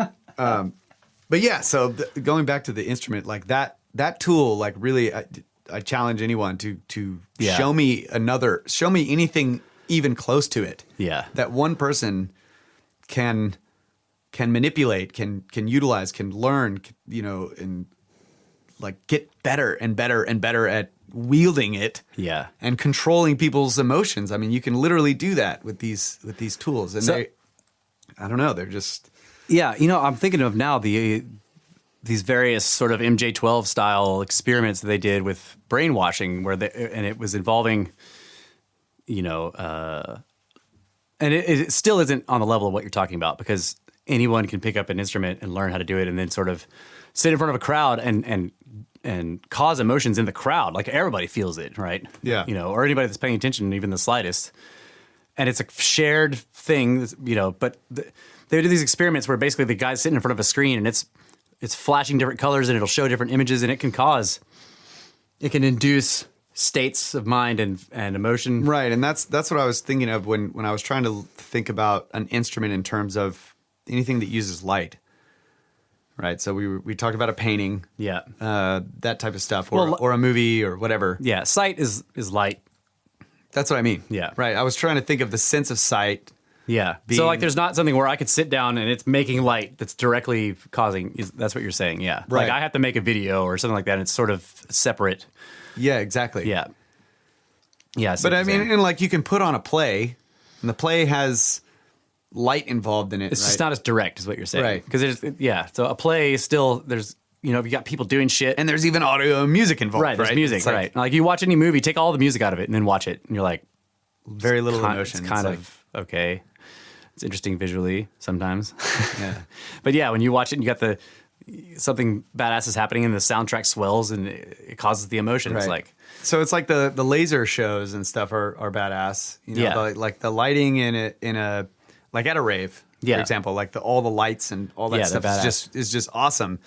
But it doesn't really.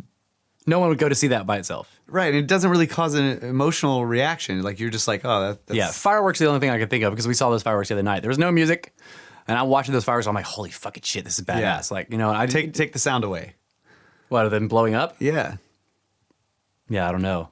I mean, I guess it would still be cool, but it's like that's kind Yeah, of part of that's it what I'm too. saying. Visual, it's like if I was going to give it a subreddit, it would go in mildly interesting, right? Right.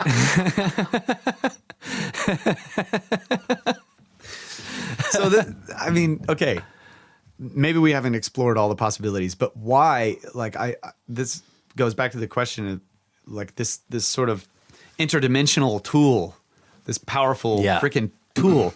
Why does it cause these emotions? And it's like, it's pretty much the same across the board. Like, like on the It's base universal. level, like these majors, these minors, which are very specific mathematical ratios. Yeah.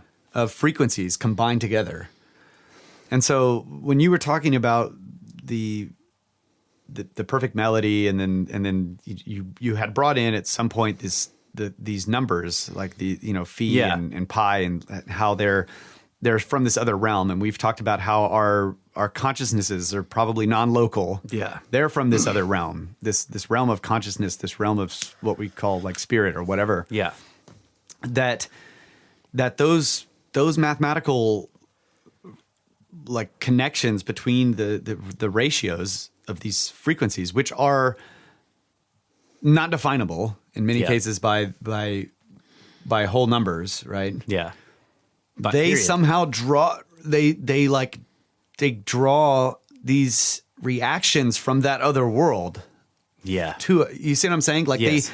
it's like they can go both ways. So as a composer, you feel an emotion in the beginning. You start out like feeling a certain way, and you can compose music that represents the feeling that you have. Yeah. And you don't even know. It's like, how am I doing this? Like, how am I somehow putting into physical being this non-physical thing that Yeah. I'm just like quote unquote feeling. I don't Right. even know if I can call it feeling it.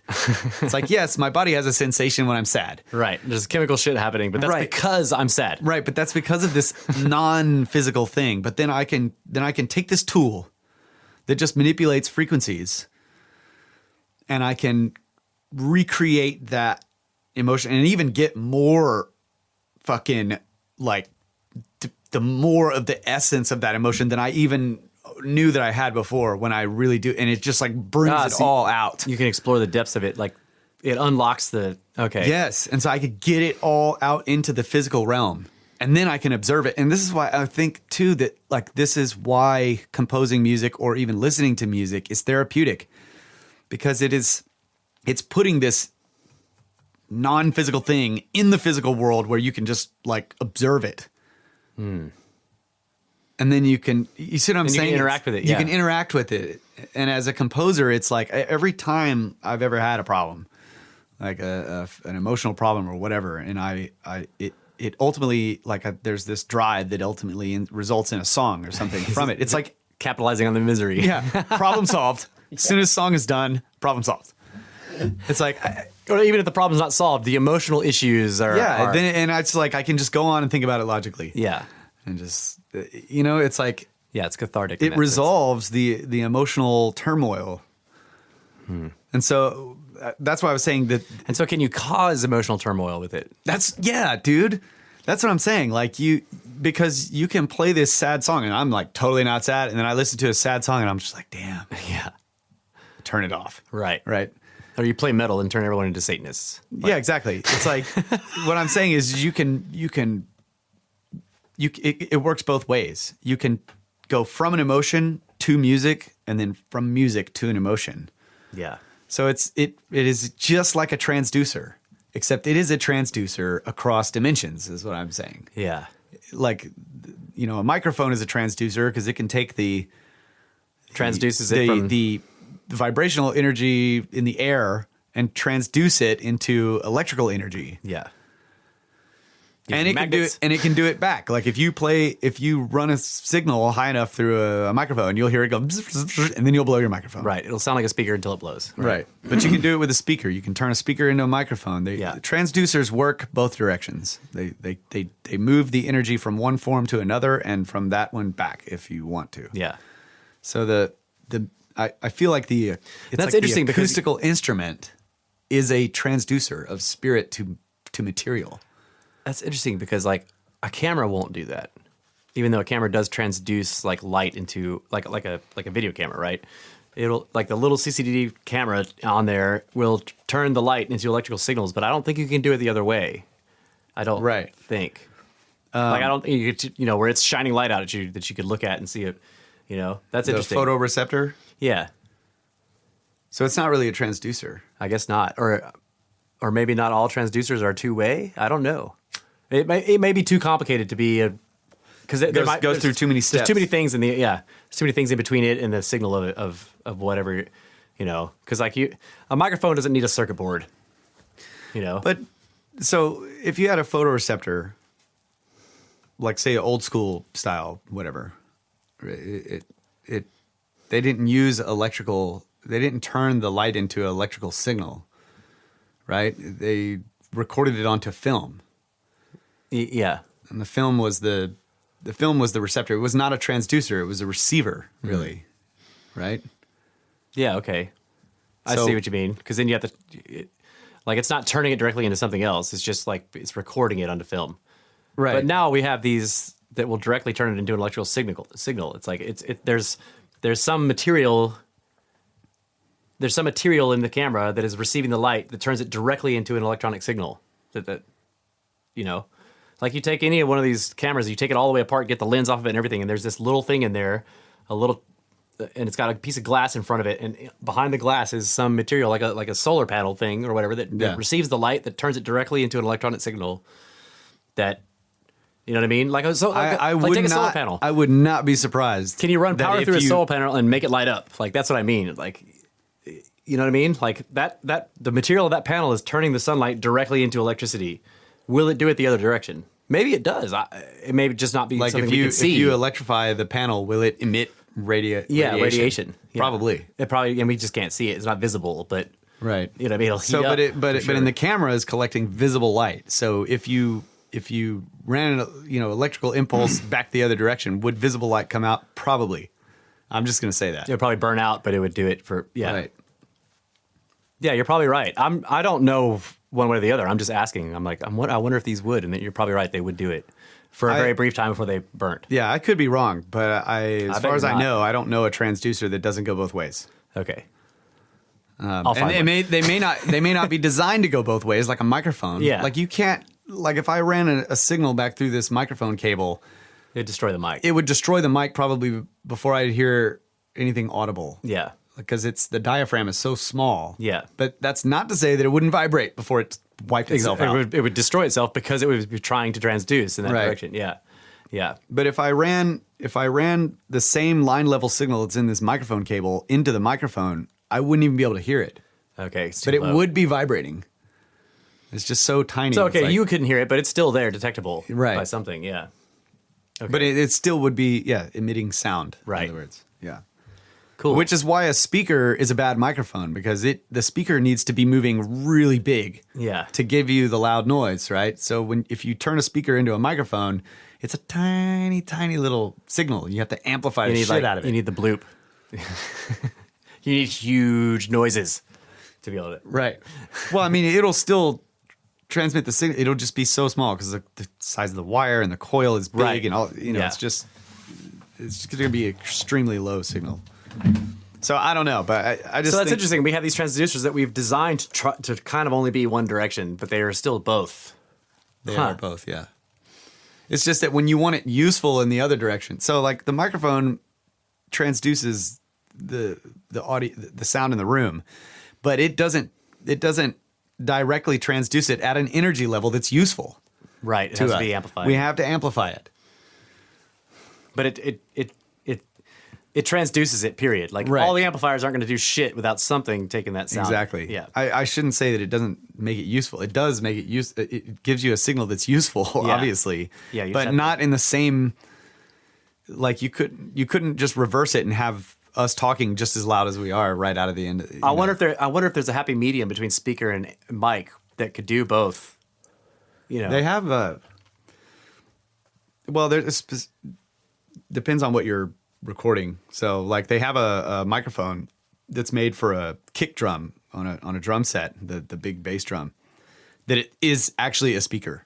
Like, it's a big freaking speaker in a box, and then you just set it in front of there, and it's like it's designed to pick up that low frequency, and it transduces it really well. Yeah.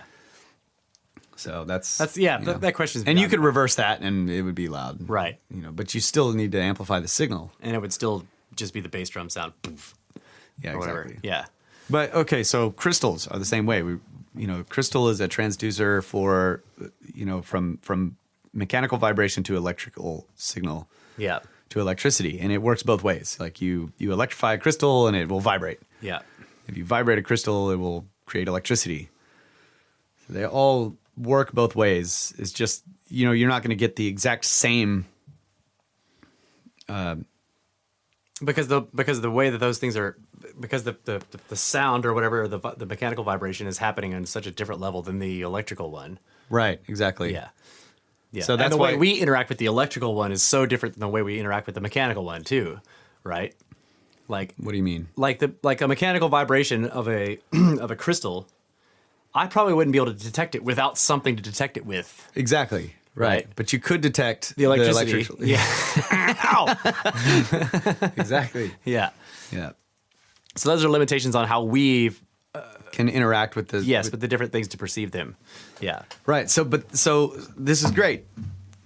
Lead in back into the acoustical instrument, musical instrument, like the way it transduces from an emotion. Like you get an emotion, and as a composer, you use the instrument to sort of transduce that emotion into the physical. Yeah. And then the way it goes back the other direction for other people is not exactly the same. Right. It's never quite. It's not going to be exactly the same, but on a base level, it's like pretty much the same. it's like the same type of energy Yeah. goes back in the other direction. Right. And they will like get, and if you're listening to it, a lot of people listen to music because of the composer or the person who wrote it. They're interested in those people. So they listen to the music to try to get what that guy's saying or that girl's saying. Yeah. Right? You can obviously detect what their emotions are like pretty quickly. Yeah. While writing, or the emotions for that song. Yeah, the emotions that made the song, right? Yeah. Even if it doesn't have vocals or whatever. Yeah. Like you listen to Eminem, he's like mad, mad, mad, mad, angry, mad. Mad and mad. He mad. But that's, a lot of that's vocal related. So Yeah. Obviously the voice is an acoustical instrument. Yeah. And lyrical. Like, yes, if you took the words out and he just was making the sounds, you would still be like, he mad. Right. But Oh yeah, okay, I got what you're saying. but then the words too are like adding on to it. Yeah. But you could tell he was mad, even if he was just making sounds without any words, Right. Because just his inflections or you'd be like, yeah, he's angry right there, and he's Yeah. really mad right there, and right there he's laughing at somebody because he's mad, Yeah, so it's like in these ancient legends or whatever about these weapons, they were considered like very powerful tools, and some of them being instruments, and then like these stories about them bringing cities down, and yeah, it's like it's just a rock concert. yeah, exactly. It's just fucking rock and They roll. just like man. show up and have a rock show and just fucking destroys the city. It just completely ends it. But like think They about can't that, handle like that kind of shit. It's like like what was this 60s or whatever? Is like these musical revolutions. Yeah. And it causes there's this whole sort of like social cultural changes going along with this music, and it's Yeah. like, oh well, the music came along with this cultural change, or was it the music that caused Yeah, a cultural it's the change? chicken and the egg question of that. Yeah. Yeah. So it is a powerful tool. Is my Or point. was it the It's like- psychedelics with all that shit? Like, yeah, probably both. like there's music happening, and then there's these massive psychedelics being introduced into a culture that was repressed in all these different ways. Okay, so now you just gave me an idea. Okay, into the world, folks. Oh, like I mean, if I'm talking about rock and roll and psychedelics, and you're like, "Wow, you just gave me an idea," I'm like, "That's the end of the world. That's it." no, I was thinking of something similar to the musical instrument in terms of transducing the non-physical into the physical, like Okay. mushrooms, Yeah. weed, like these plants, or these chemical compounds, right? That can they can do that. Yeah. They're not instruments necessarily, but they're sort of like natural things that will cause this sort of And so, like you were saying with the smells, it's still vibratory. These molecules have specific vibrations, and then they connect to various receptors. yeah. That brings up the question. And I think this question was being asked kind of in conjunction with this larger discussion. But I was like, wait a minute. So many of these things are purgatives, where you eat the shrooms and then you throw up everything and you shit everything. And then how is it making you trip? You just puked everything out. Like Yeah. that to me is like implies there's some kind of non-local or something else, some other non-physical component to this whole deal. Yeah. I know that it doesn't always, but there's very well-known physiological things about how long after you eat something that it's in your stomach, and your stomach can only directly transmit water and alcohol into the blood. Everything else has to go into your lower digestive system, and that takes a while for it to be broken down. And yet people are eating shrooms or whatever and throwing up or taking ayahuasca and just puking, like, coming out of every orifice. How are they tripping on this stuff before it how does it even, I'd be interested to see like blood tests of people who have do they really have this stuff in their bloodstream? I mean, is it really there? How much of it is really there? You just puked everything after you ate those things. And yet they trip hard. Like people who throw up, like makes you trip harder. I don't know. It's an interesting thing to me. Like, and I'm sure people have looked at this question before. I'll have to check into it. Like, is there some kind of, and materialists would be like, oh, it's psychosomatic. He ate the shrooms, totally thought he was tripping. Even though he threw it up. Because like, how do you answer the question? If you're a materialist, there is no answer. If you threw up the stuff that's supposed to make you trip. Yeah. Anyway, that's an aside.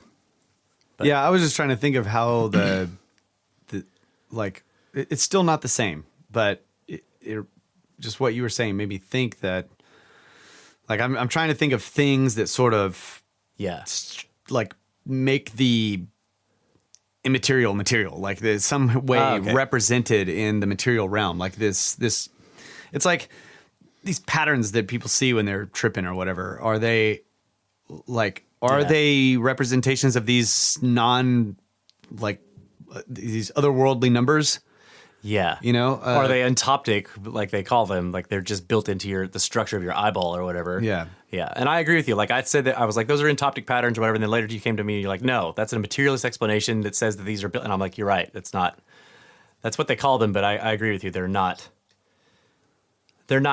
coming out of your eyeball or whatever. Yeah. It's like, why should I trip? And suddenly I'm like, wow, everything has patterns because of the structure of my eyeballs. Like that's. So it's like so many people that composed music that was like massively popular amongst everybody. Yeah. You know, or like, entire generations of people. Yeah.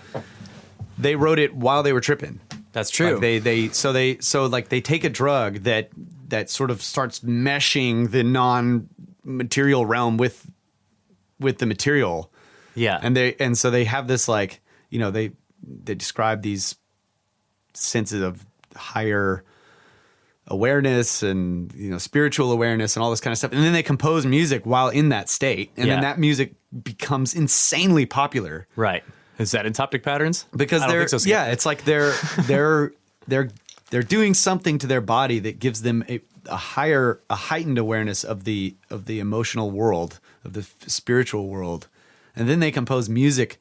They use that tool, that transducer tool, to like represent it. Yeah. And then that becomes like, boom, it just changes the culture. Like the whole musical fucking thing comes in and just like, it goes. Yeah. And so like in composing so often, I only know this really from writing, but like you're a conduit. It's like, am I really doing this? Like, am I sitting down and figuring all this out, or is it just flowing through me for some reason? And it's like, you know, so like, is that happening? Because there's all these ideas about what are these plants or various things that cause altered states. And I know with ayahuasca, at least, it's considered to be a spirit in and of itself. You know, they call it Mother Ayahuasca, and it's not the shroom or wherever they get the actual DMT from. It's the vine that ceases the blocking of your stomach. Yeah. The vine itself is the ayahuasca vine, and that is the one that is given the spiritual provenance of the brew itself, even though it has nothing to do with the DMT that supposedly causes all the tripping. Yeah. I find that fascinating. Like, why the vine? It's not making you trip. It's just stopping your stomach from blocking you from being able to trip. And yet, everyone who takes it meets Mother Ayahuasca. You know, like, well, it's a preconceived, you know, the shamans tell you, well, that's not always the case. You know? Yeah. And I don't know. I find that whole thing fascinating, like the commonality of entities in some of these. You know, if you look at, I know we're going way over here, but if you look at, I can't remember his name, the guy who was like the only researcher in the United States who was allowed to do research on DMT. What the hell is his name? Strassman? I think his name is Strassman. But he did these clinical studies, right? No, not Terrence McKenna. That dude's badass, but it's Terrence McKenna was like a free thinker. Yeah. Associated with the spirit molecule guy. Right? Yeah, yeah, that the stoned ape theory came from. Oh yeah. No, this guy was a you know, he's like a medical. Yeah, I know who you're talking about. And he did the only like authorized, you know, all of it was proper, all the paperwork and everything like that. He was allowed to do these clinical studies of DMT where he basically had volunteers and he was giving them very specific measured injections directly into the bloodstream of pure DMT that was made by a lab. It was badass shit, right? You know, and he was giving them these incredibly tiny doses, and it was the whole point. He said was like, is there any clinical benefit to this? Right. And that's a legitimate study, even in the medical field. You know, they're like, yeah, okay, so it's this massive hallucinogen, whatever that means. But is there a clinical benefit to people taking it? And of course, when he started giving it to people, he started to find that, like, how do these people that don't know each other have these, that they he gives it to them, and then they watch over them and everything. And then when they're done with the experience, they tell him stuff, and he's like getting these similar reports of meeting entities, Yeah. And these people that don't know each other are meeting. Like one guy comes in and he does the test. He tells them the whole story about he met this entity that was like bright and had wings and everything, and told him all this stuff. And then a woman comes in the next day who doesn't know that guy, and she does the same test. And the entity meets her, the same winged bright entity, and is talking to her in reference to the guy who did the test yesterday. Like, oh, okay, you're back. Like the thing knows that these people are involved in the same test, and it's all actually talking to Straussman. And it's like. And this is kind of going far from your idea of transducing, but well, I mean, it's that's what I'm talking about. Is it like people do these hallucinogens and then they use the instrument while they're on it? Yeah. While they have this more direct connection, they use the instrument to transduce that information into. Yeah. It's like they're having a more direct connection with the spirit realm, or where these sort of emotions and feelings, that type of stuff come from, these non-physical things, and they're using the instrument to convert their more direct knowledge of it at the time. And apparently it works, because like if they have somebody to record it, because you're not going to remember it then when you wake up the next day. But they did. That's what I mean. Like in the 60s and like all that shit, like the Beatles and stuff were just like tripping balls on a bunch of their music. And I know I took some shrooms and I played guitar, and it was bad. It was making me cry while I was playing it. I don't fucking remember any of it though, because I was tripping and I didn't have. I was by myself in college. I didn't have anybody to record. I was just like playing my guitar, and it was a dobro, playing the dobro on my bunk bed. Yeah, it's just I don't know. You gotta have somebody to record it, is what I was saying. Yeah, you're not gonna. You gotta have a non-tripping guy to record it. He's gotta. Yeah, exactly. I think that's just fascinating to me that like it like.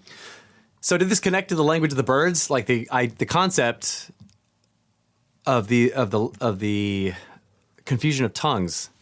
Like we were talking about that too. Like. Yeah, I don't remember how we got to I remember you had some connection with the language of the birds to this whole thing, and I don't remember. I don't remember exactly what it was. Probably having something to do with. I think it was confusion of tongues. I don't remember. We'll have to figure that out. Yeah, I know that we're looking at light at the time. We're looking at the ring around the moon, where I was like, "That's a perfect circle." So there are perfect circles in this universe, damn it. But then you pointed out, of course, that even the light is made of lumps, so it's not perfect. Well, the things that the light is reflecting off of are a bunch of lumps. Yeah. Yeah. Yep. But I don't remember how I don't know. Yeah, I was asking, well, we'll have to do the next podcast because we've gone way over here. But I think I was asking, like, what is this? What is this language really? What is it? Because there are things that they found where the people are writing, these Sumerian tablets where the scribe is basically begging to have it given back to him, but he's writing. So maybe the connection is that whatever the language was, oriented the brain, because language basically wires your brain as you're learning it as you grow up. Yeah, and it defines how you're going to think about things. Right. It sort of consolidates like concepts into little boxes and stuff. And so it's conceivable that you could have a language that didn't do that so rigidly in the physical realm, where that it allowed for these concepts that are non-physical to be real in the wiring of the brain itself. And so that you would have that direct connection to the non-physical world, and thus be able to like perfectly, or not perfectly, but more perfectly connect the two together. And thus you would have things like magic and all this freaking crazy shit in our legends and all this stuff that have been lost. I remember what it was. You gave this, I was asking, how does this even happen? And you were like, okay, so like, let's say like right now. How do you lose a language? We're like, we have the internet. And people are making memes, and then there's all these little, like we have these emoticons and all this shit, and there's all these ways that people have found to communicate through this purely textual medium of the internet, right? It's like where there aren't facial or body clues, there aren't inflections of voice clues. Yeah. So people are trying to communicate without, like, number one, easily, like where you get a You concept. very, very complex concepts across with like a simple thing. Right. And so like memes have come about, like where like there's a picture that everyone knows because they've seen it in all these different contexts, like the guy with the hat on backwards or whatever, and he's like, "Can I borrow everything?" Like that's a meme. That dude standing there in his his plaid hat that's on backwards, like that's used for so many different things, right? The yo dog picture is a yo dog, like that's another one. And then do you see the picture and you instantly know what the idea already is going to be encompassed by? It's going to be in this realm of a way of phrasing something, right? And that it's going to be about this kind of subject. So you were saying that like we have all that, and let's say that develops more and more to the point where it's almost a language in of itself, and we can very quickly communicate vast concepts using a single image. Yeah. Which is In context and all that. Yeah. right, where like you show me an image and I get it exactly. Like it's got a few words on it and there's a picture, and because of that, there's no possibility of misunderstanding. Like I see that meme and I'm like, and I know exactly what the joke is, and there's no, like Egyptian hieroglyphs do this. They are complex visual Acronyms almost. acronyms that have been sort of consolidated. They look like Condensed, they look like they have taken a long time to come together, even though there's no provenance. They just show up fully formed, But you were saying, so like we do that across this medium of the internet, and then there's a catastrophe and we lose the internet. But everybody globally has become like used to communicating in this way for so long, and they're like, fuck. Now we have to go back to like we have to go back to like face to face. Yeah, I was talking about it too in the context of like as technology gets better and better, and we all get chips implanted in our heads, and we're just like sharing all of this data with each other like instantaneously. Yeah. And you start to remove the necessity of the words in our normal language and all of that, and then suddenly that all fails. Right. Then you can see the confusion of tongues, like and that we could still have a language to plea in for it to come back, but that we don't have it or whatever. And I'm trying to talk to somebody, and I'm like, what I'm thinking of is all these memes that I would show them in this emoticon, but I can't do that, so I have to do it in words, and it's not perfect. Right.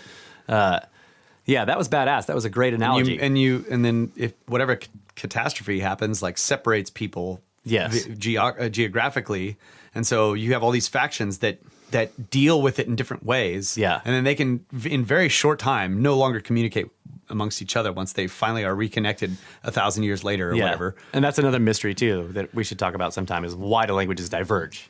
Yeah. Like everything else doesn't. Like, But I think that these two subjects are connected in the sense that like the music is a language. We've talked about this before, and that it is a language that connects, that communicates things on a deeper level that we don't have words for. Yeah. Right. But perhaps there is a spoken language that can do that. We just don't have that anymore. Right. So it's like music seems like magical, or it does things to you that just like talking to people. Yeah. Okay. That's can't. right. You were saying like, so maybe if we think of like humans from the beginning, like the automatic sort of whatever language that they would develop because they were, that they were the first. right. It would have all the words that we need, but then they developed these other things and maybe some technological way of communicating, like we were talking about with the internet. So those original like paleo words like faded away. They're gone, lost. But they're like the real. They initially started with the natural connection to the entire universe and everything and how it worked, and their language was based on that, purely on exact like the universe itself. Yeah. And how and their physiological everything, like in the way it naturally is, it developed. And because they were like that, they became more and more advanced, and they probably developed more, like mechanical or whatever other ways, technological ways of communicating. And then that gets lost after it's been around long enough for them to have lost large pieces of the original language. Now they no longer have either one. They don't have the technology to continue the language as it was, and they're back to, and then they go through this global traumatic event, which causes a lot, like the trauma. The trauma is a big thing. Like Velikovsky goes through this. And again, I know we're way over. Yeah, but I don't know if we're explaining this really well, but we're going to have to talk more about this in another, in then maybe the next episode if we have a chance, because this is sort of a new line of thinking we've both been kicking back and forth, and Yeah. This was actually a badass continuation of that conversation. So Yeah, it was. We'll have to get back into it. Yep. But I think that's about it for this this week, folks. You guys got an extra Man, half we were an almost hour. at 333 minutes. I'm just kidding. Shit. Yep. So that's it. Thank you guys very much for listening. You can get a hold of us at brothersoftheserpent@gmail.com or blogspot.com. Not at in that one. And you can comment there. You can give us some reviews on iTunes, on Stitcher, on TuneIn, on anything else, anywhere else you care to go, except for Google, because Google's badass. And I think that's going to be about it. Stealing my meta snake data. Right. Thank you guys very much. Get back to work at Nabu right now. Gold. Snakes. Gold.